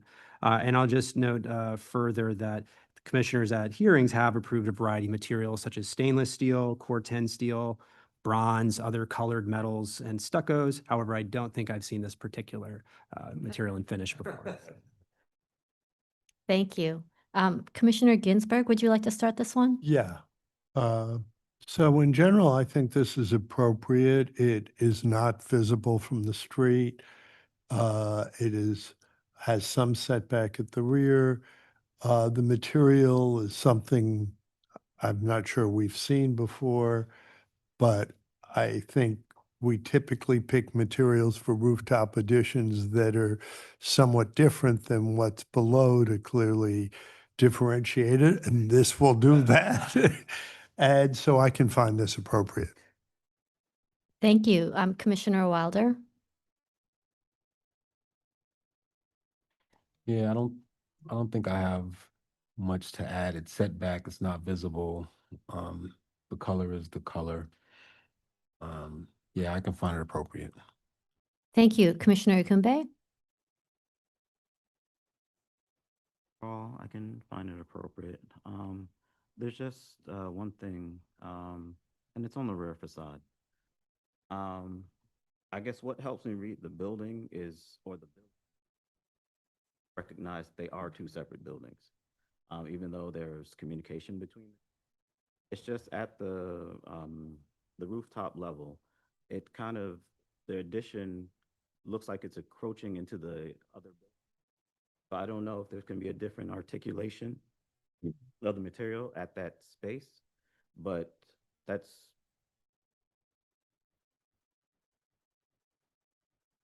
Okay, thank you. Commissioner Chu? I think this is appropriate. The minimum rooftop addition, and it's not visible from the street. Thank you. Commissioner Goldblum? Agreed. I think for this block of West Broadway, gold's probably an appropriate color. Okay, Commissioner Mahan? Given the lack of visibility, I can find this appropriate. Thank you. Commissioner Chen? Same here. Mark, can you read the motion? Yep. With regards to LPC 25-09136, 460 West Broadway, Soho Cast Iron District Extension, a Queen Anne-style store and loft building designed by Walter G. Jones and built in 1894, application is to enlarge and modify rooftop addition. I note that the building style, scale, material, and details are among the features that contribute to the special architectural and historic character of the Soho Cast Iron District Extension. I recommend approval, finding that the proposed work will not damage or eliminate any significant architectural features, that the proposed one-story rooftop addition will be set back from the front and rear facade, will not be visible from public thoroughfares, and will be in keeping with rooftop accretions typically found in industrial buildings throughout this historic district. That the proposed massing and design of the addition featuring metal cladding, punched openings, and metal windows and doors will be consistent with the design and general materials of rooftop additions throughout the historic district. That the proposed stainless steel cladding with an applied aged brass finish will be in keeping with the variety of materials and contemporary design of new buildings and additions found in the historic district, and the work will not detract from the special architectural and historic character of the building or the historic district. Thank you. Commissioner Wilder, could you second that motion? A second. Thank you. John, can you call the vote? Vice Chair Master, Aye. Commissioner Chen, Aye. Commissioner Chu, Aye. Commissioner Ginsburg, Commissioner Goldblum, Commissioner Quimby. Aye. Commissioner Mahan, Aye. Commissioner Wilder. Aye. 8 in favor, none opposed, motion passes.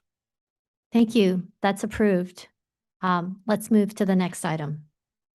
Next item is public hearing item number 5, LPC 26-01659, an application for a certificate of appropriateness in the Borough of Manhattan, Block 821, Lot 7506, 634 Avenue of the Americas in the Ladies Mile Historic District. This is a neo-Renaissance style store building designed by Buckman and Deisler and built in 1896. The application is to alter the ground floor and replace storefront infill, install a marquee and signage, replace windows, and install rooftop mechanical equipment.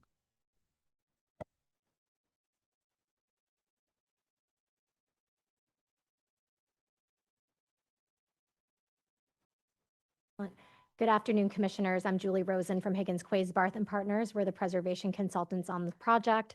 I'm joined today by my colleagues Ward Dennis and Treya Betty, as well as Michael Lynn from Gensler, the project architect, and Robert Lafferty, our client from the New York Hotel Trades Council and Hotel Association of New York City. 636 6th Avenue is a 6-story neo-Renaissance store building. It was designed by Buckman and Deisler in 1896, and as you can see in the map at right, it's located at the northeast corner of 6th Avenue and 19th Street in the Ladies Mile Historic District. We are proposing the rehabilitation and adaptive reuse of this building, turning it from an office building with retail at the base to a full building health center. We have an existing view of the building on the left and then a proposed rendered view on the right. The proposed scope retains the upper floors as they are, adds new mechanicals at the roof, and modifies and reconfigures the ground floor to support the new use. And with that, I'd like to invite Robert to give you a little bit more information about the very exciting new building use. Thanks. Thank you very much, Julie, and thank you very much for allowing me to address the group. The New York Hotel Trades Council and Hotel Association of New York City Health Center, Inc. is a private health provider for the New York City hotel workers who are represented by the New York Hotel Trades Council. We own and operate 4 health centers in New York City, 2 in Manhattan, 1 in Brooklyn, 1 in Queens. We employ approximately a staff of about 1,000. We have 35,000 workers and their dependents who we serve with primary care and secondary care in our health centers. Our smallest, busiest, oldest health center is at 52nd and 9th, and it has outlived its use. And we intend to reconfigure this building to be an absolutely beautiful, energy efficient, highly efficient health center for our members where they and their dependents will receive primary care and secondary care. We're very excited to work together with a world-class architecture firm and historic preservation firm, and we're very excited to share this presentation with you, and I can take any questions at any point during the presentation. Thank you. Robert. So moving into the scope of work, we can see the overall project here. In addition to the ground floor scope, and you can see the proposal on the right in the axon view, we're proposing localized window replacement at the 2nd and 3rd floors, as well as modifications at the rooftop. This includes recladding the existing rooftop addition, removing a large water tower and bulkhead, and installing new HVAC equipment, all driven by the new building use. The building was constructed as part of the later development phase in the Ladies Mile Historic District at a time when the elevated railroad still ran along 6th Avenue. The base of the building has changed a number of times over the years, and we can see here that there was already a new storefront in place by the 1940s. By the time the building was designated in 1989, the ground floor had been completely infilled with brick. The only historic features that remained were a limestone enfrainment and cast iron infill on 19th Street. In 1998, LPC approved a new treatment across the base of the building for retail tenancy. That scope was approved at the commission level, and this is still what we have in place today. We have cast stone and stucco-clad piers with granite bases, aluminum infill, and heavy spandrels that hide roll-down gates for the prior tenant. So everything below this limestone cornice is non-historic infill. There are historic wood bay windows at the 2nd floor and then aluminum replacement windows on the floors above. The facade is clad with a mix of limestone. We see these on the primary piers. There's also terracotta ornament and brick between the piers. There is a separate scope of facade repair and restoration that's currently ongoing at the building. So the whole building is being addressed as part of this new project. On 19th Street, we have similar conditions to what we just saw on 6th Avenue. And then at the 3rd floor, there's also a single multi-light arched window. This slide shows a summary of the conditions at the base of the building. So the two left photos and the upper right photo show the 6th Avenue and 19th Street conditions. Again, all of that non-historic infill at the base of the building. And then this lower right photo, we see the limestone portal, cast iron framing, and then there are also wood transom windows. This will all remain as part of this project. This is the easternmost bay on 19th Street, and then the contemporary infill that we see in the marquee were all approved by this commission in 2011. A couple details of the wood windows at the building. There are 5 bay windows at the 2nd floor and then the single arched window at the 3rd floor, and Michael's going to go into more detail about this later in the presentation. Moving to the roof, at the west end, there's an existing 1-story addition, also approved by the commission in 2012. At the eastern end of the roof, this is really the HVAC bulkhead zone. A number of bulkheads, large HVAC units, and a water tower, and there's also a metal guardrail that wraps around the perimeter of the roof. So we're going to take you through each scope item independently, starting with the ground floor modifications. You can see the scope, the area of work highlighted in purple. The existing ground floor is organized to support the prior retail use. This included primary corner entrances for the retailer. The commercial office entrance was located all the way east on 19th Street, and then there were additional building support and egress doors throughout as well. So to support the new use, we are proposing to reconfigure the ground floor. This will include moving the primary building entrance to the center of the 19th Street elevation, and then the existing building entrance will be repurposed for staff and building support entries. We have existing and proposed 6th Avenue elevations here. Just a little introduction to our proposal. All of the existing non-historic storefront infill and the stucco-clad piers will be removed. New limestone piers with granite bases will be installed with new metal storefront infill between the piers.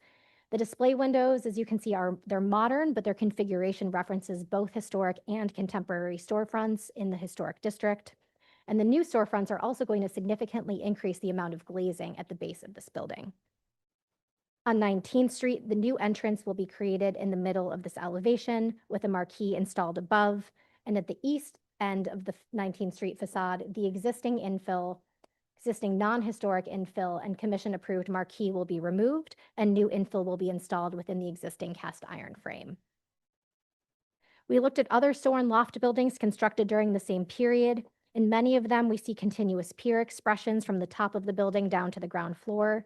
We see projecting elements like marquees and canopies and awnings, and we also see visible rooftop features. You see these mostly in this left photo. Those include chimneys, water towers, and bulkheads, and these rooftop appurtenances are very much part of the character of the historic district, and we still see those throughout the district today. 610 6th Avenue, which is just down the street from 636. It was designed by the same architects, and here LPC previously approved the construction of new masonry piers at the base of the building, where they did not historically exist, to align with the floors above. The commission also improved the installation of contemporary metal storefronts between the piers and 2 metal canopies, one at each elevation. LPC has also approved other new storefronts at historic store and loft buildings in the historic district. We have 2 examples on 6th Avenue here. They have the typical tripartite configuration with bulkheads, display windows, and transoms, and this is something that we are including in our proposal. We also see both historic and LPC approved canopies throughout the historic district, particularly on the side streets, and this is also part of the character of the historic district. And with that, I'm going to hand it over to Michael to take you through the design presentation. Julie, very rarely you meet a client that your visions are aligned from the get-go, and we saw this building with the same vision, which is to design something that is contextual, that is respecting the history of this building. And like Robert was saying, this is going to be redone, repurposed for single medical use. So with that holistic vision, all our decisions and all of our design is trying to get to that vision that we all see from the very beginning. So from the ground floor, we are looking at a replacement. 2nd floor, the 5 bay windows with the arch window in the 3rd, and then the overbuild. I'm going to go through these in 3 sections. Overall, the building, as I was saying, it's a single use, so we are bringing it all up to code. We are insulating the facade completely so that energy code is up to par as well. The equipment, it's a heavier load because of the use, so we are right sizing it obviously, but we also try to tuck it as far north and east, as far back as we humanly possibly can. That is just to minimize the visibility from the street. So we're going to go through the three sections. First is the storefront. When we looked at this original building, we thought, what exactly was the architect thinking when they were designing this? And we saw this beautiful symmetry on 19th Street with this tripartite composition with the arch and the two side balconies. And we thought, this is where the focus should be. But before we do that, we need to do something that has been possibly undone, which is let's realign the piers again. Let's bring back that strong foundation that used to be part of this building, we think, which is to bring back the same width for all the piers. As you can see, the left existing, the piers got skinny as it gets to the ground floor. On the right, we are realigning it. And then that marquee, that central entry, is symmetrically and centered on this building. The marquee will identify, hey, this is your entrance. This is the beautiful new entrance that we are designing for all the hotel workers and the members. So as they arrive, you are greeted by symmetry as well, the revolvers in the middle, two side swing doors.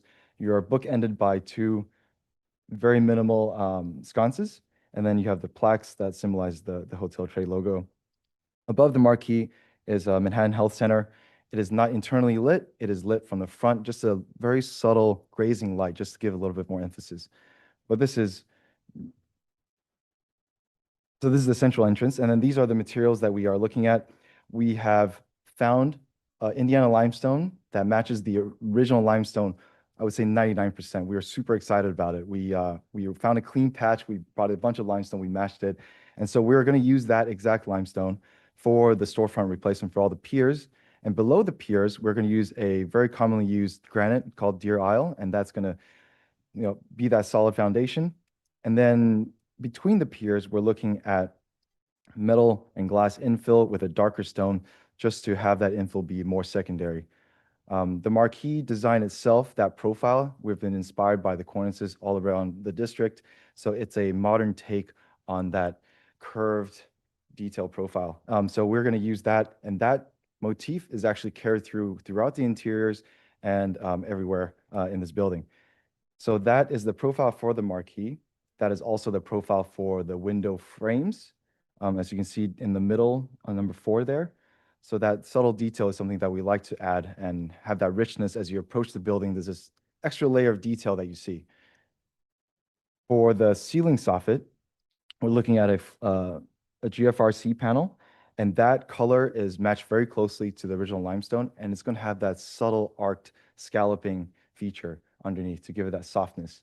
The marquee is framed by a linear light that highlights the whole soffit. We do have heaters out there as well. There are a lot of people coming here for medical purposes, and so we want them as they wait for their Ubers or their drivers to be able to wait outside comfortably and not get too cold in the winter. We'll get into the signage a little bit more detail, but this is the rendering that shows all the pieces. Oh, and sorry, the transom across, Julie mentioned that earlier.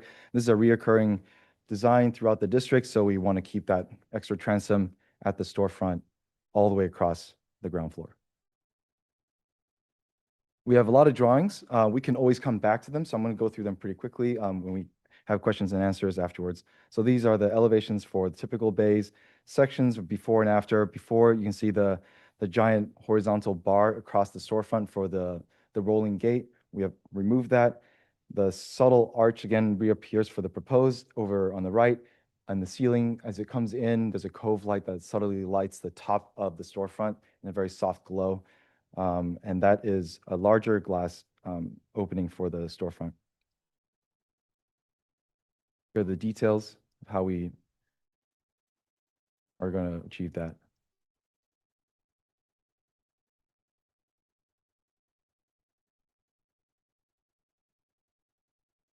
Here again, for the left is the plan, and the right side is the reflected ceiling plan, and that shows the symmetry and that central entrance into our building. Section through the marquee.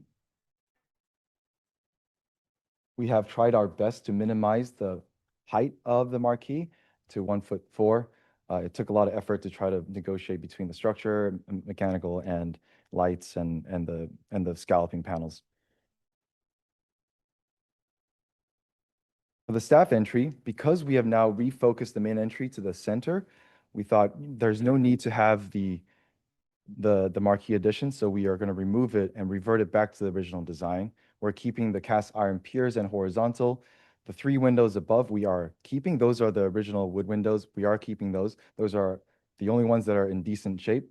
The doors itself we are redoing because there is a new use and we need wider apertures. So the middle and the left bay, that we will be replacing with doors. On the right will be a fixed window for glass and visibility.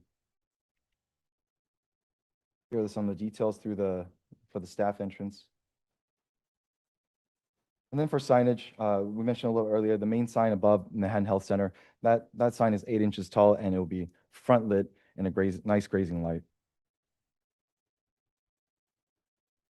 The plaques right next to the revolvers, that will say the company name and also the logo. Right above the revolver is the address 59, very simple 2 numbers. And then at the staff entry, very small, delicate signs to show delivery and staff entry. At the corner, we want to show our address in a very tasteful way. So on both sides of the pier, we are adding a plaque, 1 foot 8 by 1 foot 8, showing the building address.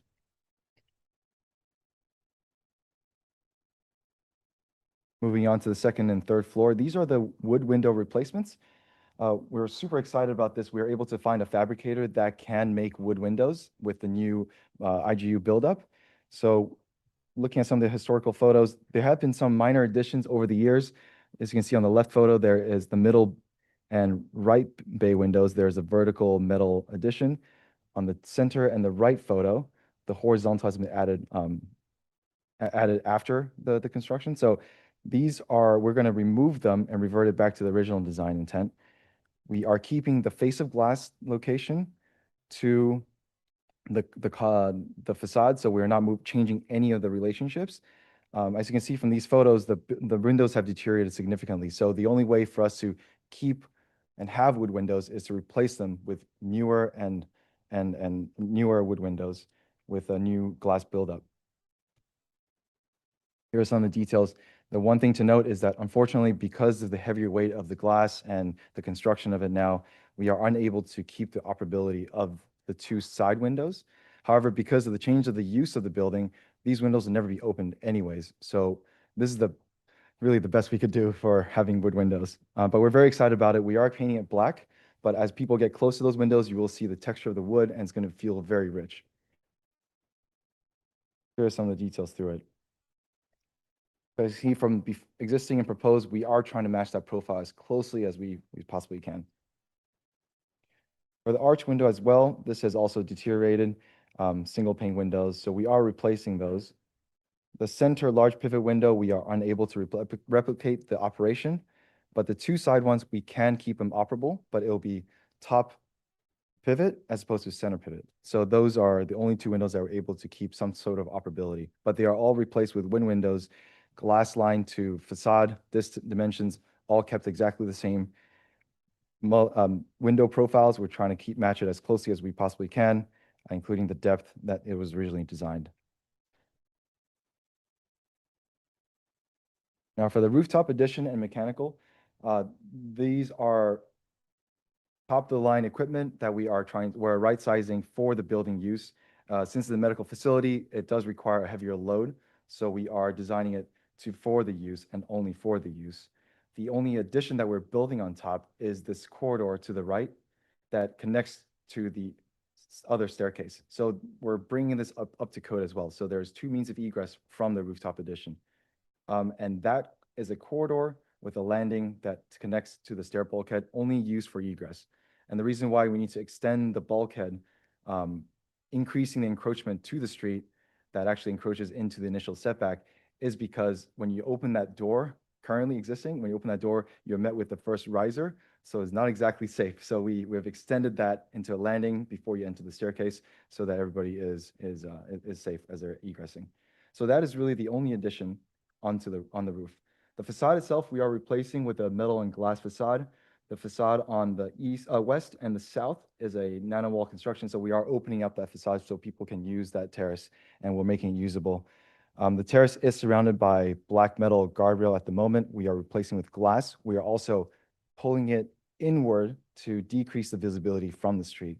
We feel like we're going to just right size that terrace for the use, so we don't necessarily think that we need to build all the way up to the edge of the building. So here are some of the views from the top, looking north and looking northeast at our building. So that's the existing roof, currently not used. And the pink here at the bottom, that's the addition for the egress connecting to the stair bulkhead.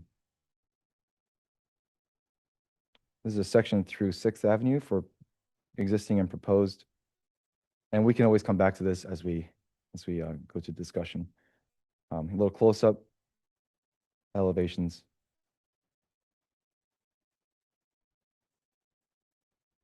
The color of the mechanical equipment, we are trying to achieve a very neutral tone, so light gray, tan type of finish. We're going to try to match all the equipment. They all come from different manufacturers, but we're going to try to keep the color as cohesive as possible. I'm going to hand it back to Julie to talk about visibility. Thank you. So I'm going to take you quickly through our visibility studies. We did construct a mock-up of all of the new HVAC equipment on the roof, as well as the new railings and the additional egress corridor. And just to take you through the layout of the slides, on the left, we have 2 photos of the existing mock-up view, the actual real view that you see on the upper left, and then a zoom view on the bottom. And then on the right, we have our proposed views with the new scope of work rendered in. We also have our view locations, as well as an axon key showing you the area that's actually visible. All of the views of this equipment are very limited passing views. We're typically only seeing it in relation to small portions of the building as well. So you're really seeing it within this larger roofscape of the historic district and typically with other structures behind. So starting at 6th Avenue, we're at the corner of 16th Street. This is a location where we're only seeing currently the existing railing. In our proposed, that goes away, and we see just a little passing view of the new glass guardrail, very minimally visible. As we move to the north, we're at 18th Street, just west of 6th Avenue. Again, here we have a sliver view of the existing building. I just want to also point out that the building is scaffolded because of the facade repair campaign that's ongoing currently. But at the roof, we see one small portion of one of the HVAC units with that railing, code-required railing and walkway around it. That tan and gray color that Michael was discussing, that will allow these units to really kind of recede from the primary facade and blend into the background. We're now at 19th Street west of 6th Avenue. We similarly have a view of that westernmost unit over the primary facade, very limited passing view. We're now east of 6th Avenue at 19th Street. At this location, we're seeing the new generator over the secondary elevation. So again, this is seen within the context of this brick facade and not in relation to the primary elevation. Moving further east on 19th Street, we actually are reducing our visibility. The existing water tank will be removed, and so there will no longer be that visibility over that secondary elevation. As we move north, we're on 6th Avenue, still at 22nd Street. We do start to see a little bit more of the mechanical equipment, this western zone here. But what we're seeing in these views is that new equipment, seeing it against that backdrop of the district. So behind it, we're seeing a building, a cornice line, and then in front of it, we're seeing this context of all of the rooftop construction and other appurtenances actually on the neighboring building. So we're not even seeing the equipment in relation to 636, we're seeing it over the adjacent building and within that context of other rooftop constructions. And similarly at 23rd Street, we start to lose visibility of the eastern portion of the equipment, and we're entirely seeing it with the backdrop of other buildings behind.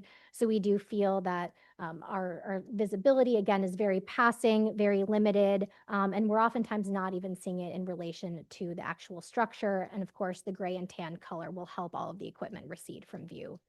And with that, we're happy to answer any questions you may have. Thank you. Commissioners, do we have any questions? Commissioner Chu?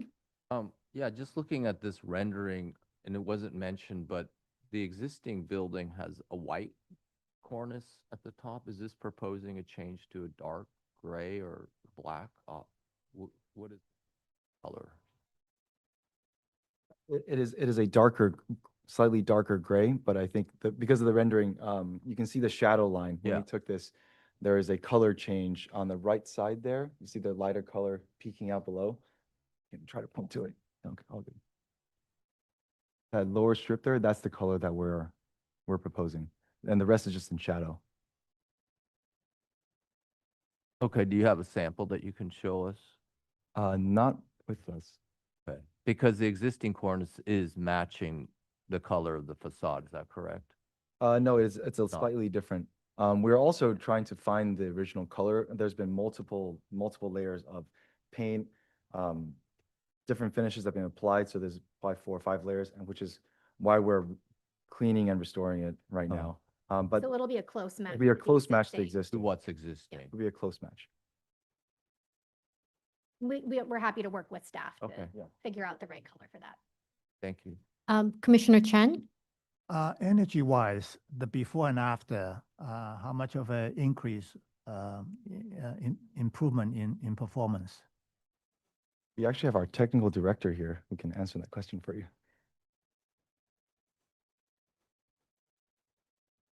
Hi, Matt Leonard. I'm from Gensler. I'm a project architect and technical director. So from the existing building, it's really hard to tell. We don't have good data on what the existing energy use was. It's been vacant for several years. We're better than code minimum. We're targeting roughly 30% better than code minimum at currently. What we're really focused on is local law 97 and complying with that for 2030 and 2040. So that's our real goal, is to try to come into compliance with 97. The building's actually currently utilizing a diesel boiler. We're switching to, yeah, right. A diesel boiler is great. All the equipment is switching to all electric. So the diesel boiler will just be a backup for emergency situations. But other than that, we're going all electric. Thank you. Commissioner Ginsburg, did you have a No, question? thank- Okay, And okay. question. Fantastic. Commissioner Chu? One more question regarding, assuming the building has to go through a major mechanical overhaul. The existing building has pretty generous floor to floors. I'm assuming there's no condition here where you had to drop ceiling because of mechanical duct work that is in proximity of windows. To the exterior. No. We will have some drop ceilings mostly for decorative purposes, but everything, all the units that we have a DOAS system, so there's a lot of cassettes that are going to be in the ceilings with small ductwork, but we don't have major ductwork out of the perimeter, minor stuff. So any drop ceiling would be step back from the window. Above the window line and set back. Yeah, we're not doing any steps at. Right. Yeah. Okay. Yeah, Thank you. and no louvers in the windows either. So all of the transparency will be maintained across the building. Yeah, and I'd say that the ground floor section that Michael spoke to earlier, that does show there is the cove at the edge. That's the most that we're encroaching on the facade. Right there, yeah. Okay. Thank you. Any other questions, commissioners? Okay, let's move to public testimony. Do we have anybody here who would like to speak on this item? Noting that there isn't, I'm going to turn it over to Stephen Thompson. Those joining us via Zoom who wish to offer testimony, please use the raise hand function. Our first speaker will be John Graham. I'll be promoting you to panelist, after which we ask you to unmute yourself, state your name for the record, and you will have 3 minutes to speak.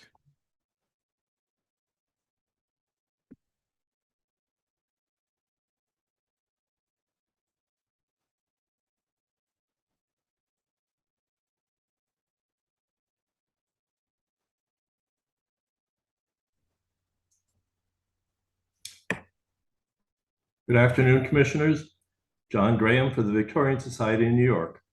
This is a largely appropriate proposal that could be made even better with few small changes. The historic storefronts had significant transom windows separated from the main show windows by a strong transom bar. This served to help provide scale to the extremely tall ground floor. Reinstituting a bold transom would go a long way towards restoring the historic character of the storefronts. We don't have a clear historic image of the south elevation, but the proposed alterations are thoughtfully done. These changes include modifying the piers with new limestone and installing a marquee that's well proportioned and unobtrusive. The modest size of the sign is welcome. The proposal for replacing the historic triple pivoting windows at the second floor and the large arched window on the 19th Street facade includes replicating the original existing wood windows in configuration, detail, and wood material. This is a better approach than we often see. And yet, it's a shame to lose the pivoting operation of the historic windows. It seems that everyone wants single light pivoting windows unless they already have them. We think also that a comprehensive restoration of the existing historic windows would probably outlast new windows. Finally, we believe the rooftop addition, while visible, will be inconsequential and therefore can be found appropriate. Thank you, Commissioners. The next speaker will be Kaylee Johnson.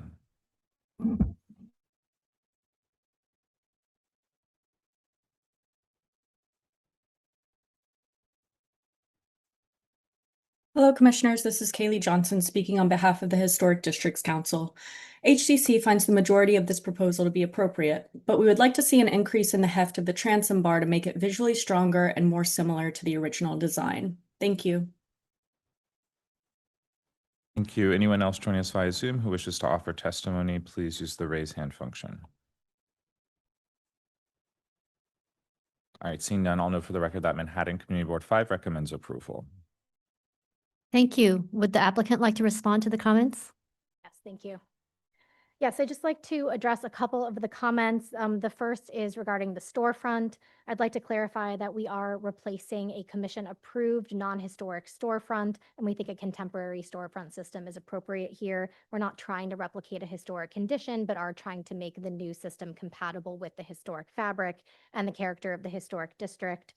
Similarly, regarding the new windows, I think Michael did a good job of addressing the constraints that we're dealing with here, but it was determined that new insulated wood windows would be better for the overall energy efficiency and use of the new building, and that retrofitting the existing windows is just not feasible for the project. Thank you. Commissioners, do we have any final questions? Okay, let's close the hearing. Commissioner Ikumbe, would you make a motion to close the hearing? So moved. Commissioner Wilder, would you second that? I second. All in favor, say aye. Aye. Aye. Any opposed? Okay, the hearing is closed. Corey, did you want? Yeah, just a few notes. Everything was very well covered here, but I'll just reiterate that the base of the building and storefronts have been modified and replaced several times over again at this building. Even historically, looking at the historic photos, it seemed to maybe have had a somewhat protruding sort of lower level storefront with a cap and awnings, and then a sort of setback prism glass transom. And then that was later altered with the removal of the corner, and then heavily altered from then. And as has been pointed out, the commission has actually approved the current condition. So having the piers come down at every bay does not seem to have been the original condition here. They were mostly behind windows, but that is the condition now based on prior commission approval. So this seeks to update that and make some adjustments to it. Otherwise, just want to make sure we get comments on the remainder of the work. There was a lot covered here, and much of it is close to being staff level, but we do need to look at the few windows that were brought up, and it's only really because of the lack of operation that those aren't being reviewed at staff level. The staff level rules don't allow a pivot window or any operable window to replace with a fixed one, with very few exceptions. The marquee, there are no staff level rules for marquees, so that would always be before you. The signs, some of the signs are staff level, but the plaques at the corner pier in particular are not adjacent to any entrances. So you'll be looking at those, although the size, material, et cetera, would otherwise meet staff level rules. And then the signage on the marquee itself kind of goes along with what you'll review. And then finally, the rooftop addition The recladding and adjustments to the actual addition itself could be reviewed at staff level. Those are non-visible changes. It's the larger mechanical equipment that you do see and more than minimally visible from the street that you all should be commenting on. Thank you. Commissioner Goldblum, would you like to take this one? It's a very well-done proposal, I think, for a very interesting building, and it's taking it in a very interesting direction. I think that to go from the top down, I think the rooftop modifications are totally appropriate. The level of visibility is limited, and it's in an obscured area where you have lots of rooftop accretions in this district that are already visible. So I don't think it's. I'm just mystified by the size of that generator. God help us. But I think the rooftop is otherwise totally appropriate. I think that the window replacements are excellent. The profiles look really good. The studying of the fact that you're doing it in wood is highly praiseworthy. And I think that we might want to look at modifying the rules related to commercial buildings with wood windows, which is a relatively unusual situation. But I think that kind of, since commercial buildings don't require ventilation generally these days, that isn't mechanical, I think I could be okay with having that as something that the staff could take care of. I don't see anything controversial about that here. I think that the getting down to the storefront, I think the most controversial thing here is the bringing down of the piers. But I think that the applicant has handled that well, not only because it's already been done, but because they've shown precedents where that kind of thing has been done by this architect and in this district by other architects. It's certainly architecturally kind of standard fare to do that kind of thing. And most importantly, because I think their addition or renovation is not meant to be historical in style, but is meant to be a contemporary take on a historical arrangement. And that kind of intent is carried through the detailing in a very consistent, understated way, so that I think the intention, certainly what I would assume to be the intention, is that one looks at the base not with the idea of seeing a historical condition, but of seeing a contemporary condition that is compatible with the historical building above. And with that in mind, I think that the detailed decisions are consistent and appropriate. The way the limestone is laid out, the stepping, the base, all look totally appropriate to me. The storefront infill, it's funny that both comments focused on that transom bar. I do think the transom bar would be better if it were thicker, and only for one reason, because you do have that one bay where you have the old transom bar, which is quite distinctive. But I don't think it's inappropriate as is, and I think that their argument about it being a contemporary design it carries weight with me, and I could accept it. I think it would be better though with the heavier transom. I think that the marquee is fine. I think the signage is totally modest and reasonable. The lighting associated with it is also quite reasonable. In general, a very nice project. Thank you. Commissioner Chu? Yeah, I think that I do commend the applicant on a very thorough and clear presentation. I think all the elements that are being proposed were covered in rendering and detail format, which is greatly appreciated. Less questions, because there's a lot of different scope happening on the building. I guess I can start from the bottom up. At the street level, I agree with Michael's comments about the base, that this is not a restoration of the original building condition. It's been altered many times. That said, the proposal does character. It's cohesive, what's being proposed, and it is a contemporary version of what is above, and it feels like I can accept its integration. I feel like it is working with the historic building above enough that it doesn't feel jarring. I also agree that with some of the testimonies about the transom, that could add a level of articulation, which again, I think isn't about the historic replication, but more about trying to keep the sense that the historic building dealt with in scale. That's really what I'm looking at. It is a large storefront and it is quite flat. I could easily imagine that there could have been some play with the depth. The transom could have projected slightly. It could have stepped out the portion below, which I think would have given it a scale articulation, which would be greatly appreciated. However, I do think we have approved many proposals as such as being proposed. I can approve it as is. I think it would be an improvement. In terms of the marquee, I think it is minimal and it is attractive. It's handsome. It does help recall that line, that horizontal line, which was that transom, which I do appreciate. It does bring back that sense of scale at that height. Detailed well, minimal. The scale and the application of graphics, I think, is quite simple and minimal. Again, not overdone. I'm okay with the graphics.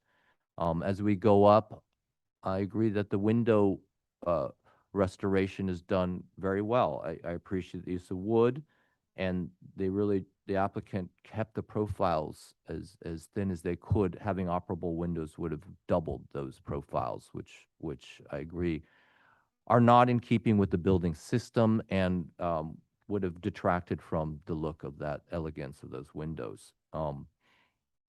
The upper portion of the building, recladding the existing addition, totally fine, not visible.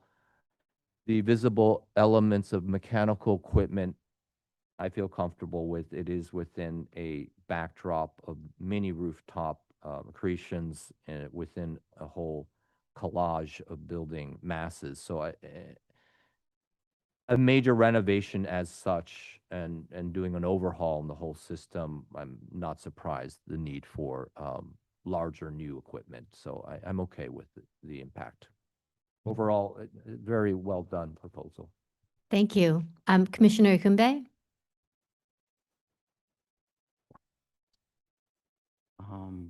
I will echo what has been said, and I think it's a testament to the thought and rigor that was placed in this project is why we're finding so many of the elements not only pleasing but appropriate. As it comes to the transom, transom bar, I am fine without it. I do appreciate the interpretation of what has been proposed, and I'm willing to move forward with it. As for the wood windows, I enjoy the thought that was put into them and the attempt to try to keep the profiles as close as possible. As it comes to the rooftop, I'm fine with that. It's very minimal and varying as well, just based off of what the building is being tried. With the marquee, I believe it's pleasant. It's not overpowering, and it fits nicely into. Overall, I find the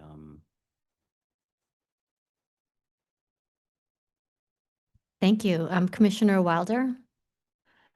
Yeah, I think I agree with most of the comments previously made. After seeing this image here, I was expecting to see a little bit more of the rooftop from the various sightline images, which was surprising that you didn't see that much, even though I still find it appropriate because of such a large project and mechanical overhaul. I don't know how much I would have found acceptable, but I do appreciate that it wasn't much that was visible in the first place. Regarding the window replacement, I think I'm fine with that. I can appreciate the level of investigation to be able to replace the wood windows. And I think overall it's a cohesive design. I think I'm okay without the transom. I think actually without it, allows the kind of marquee to stand out a little more and add more definition to that entrance, which again, I think that was a very thoughtful decision to relocate the entrance and kind of reimagine what this building is with the change of use. And because I think of this, because of this new definition of the building's use, I think it's okay to not have the transom, which have been there for so many years, kind of creating a different feel for the building. I can also appreciate the piers and widening them and creating this balance from the upper floors to this contemporary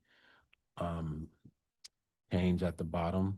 So overall, yeah, I like it. I like the proposal, and I think it's appropriate. Thank you. Commissioner Ginsburg?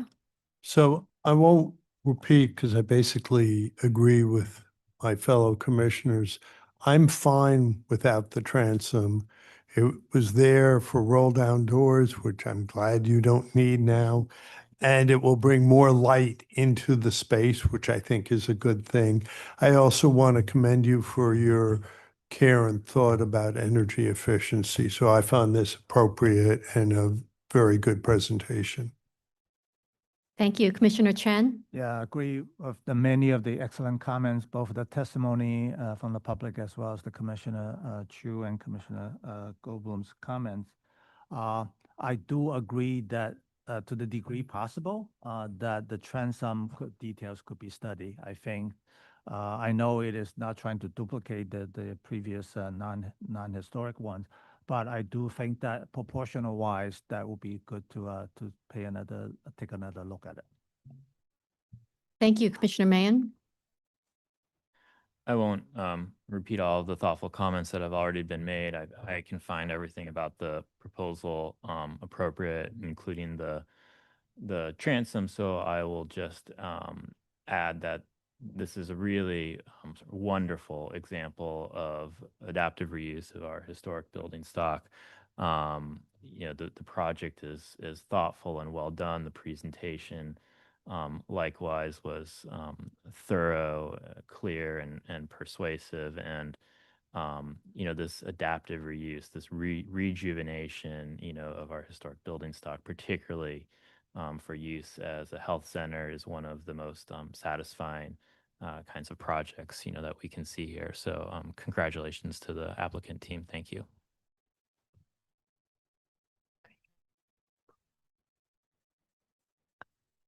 Okay. Thank you.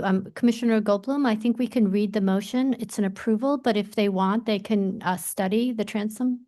Right. Thank you. Regarding LPC 26-01659, 634 Avenue of the Americas, Ladies Mile Historic District, the application is to alter the ground floor and replace storefront infill, install a marquee and signage, replace windows, and install rooftop mechanical equipment. I note the building's style, scale, materials, and details are among the features that contribute to the special architectural and historic character of the Ladies Mile Historic District. I recommend approval. Finding that the existing two-story base is the result of prior commission approvals and is not original to the building, therefore its redesign will not damage or eliminate any significant architectural features. That the realigned piers at the proposed two-story base will relate well to the composition of the upper portions of the facade and will create an architectural focal point at the entrance on 19th Street, corresponding to the arched window and decorative enframements above. That the stone cladding, comprised of Indiana limestone for the piers and granite for the base, will harmonize with the materiality of the building above. That the proposed two-story infill, featuring black profiled aluminum frames, bulkhead panels, a tripartite division with transoms on the 6th Avenue facade, and a combination of tripartite, bipartite, and single show windows with transoms and a multi-bay entry, with a revolving door flanked by two swing doors at the West 19th Street entrance, will relate well to the scale and character of the building. That the proposed entry marquee, featuring a deep projection with metal cladding at the perimeter of the framing, freestanding signage at the top, scalloped glass, scalloped underside with integral illumination at the perimeter, will be well scaled to the entrance and in keeping with the marquees found at larger buildings within the historic district. That the vertical light fixtures flanking the entrance and signage are well proportioned to the facades, and the cumulative amount of signage, including dimensional letters above the canopy and plaques at the entrances and corner pier, will not overwhelm the building or call undue attention to themselves. The replacement of tripartite bay windows at the second floor and the arched window opening at the third floor will match historic windows in terms of configuration, details, material, and finish, and that their modified operation will not be perceptible from the street.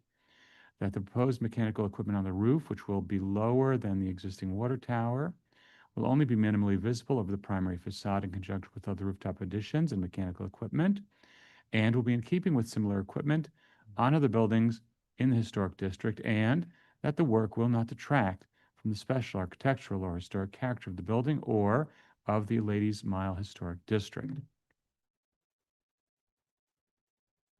And that the applicant will work with staff on considering modifications to the design and proportions of the transom bar.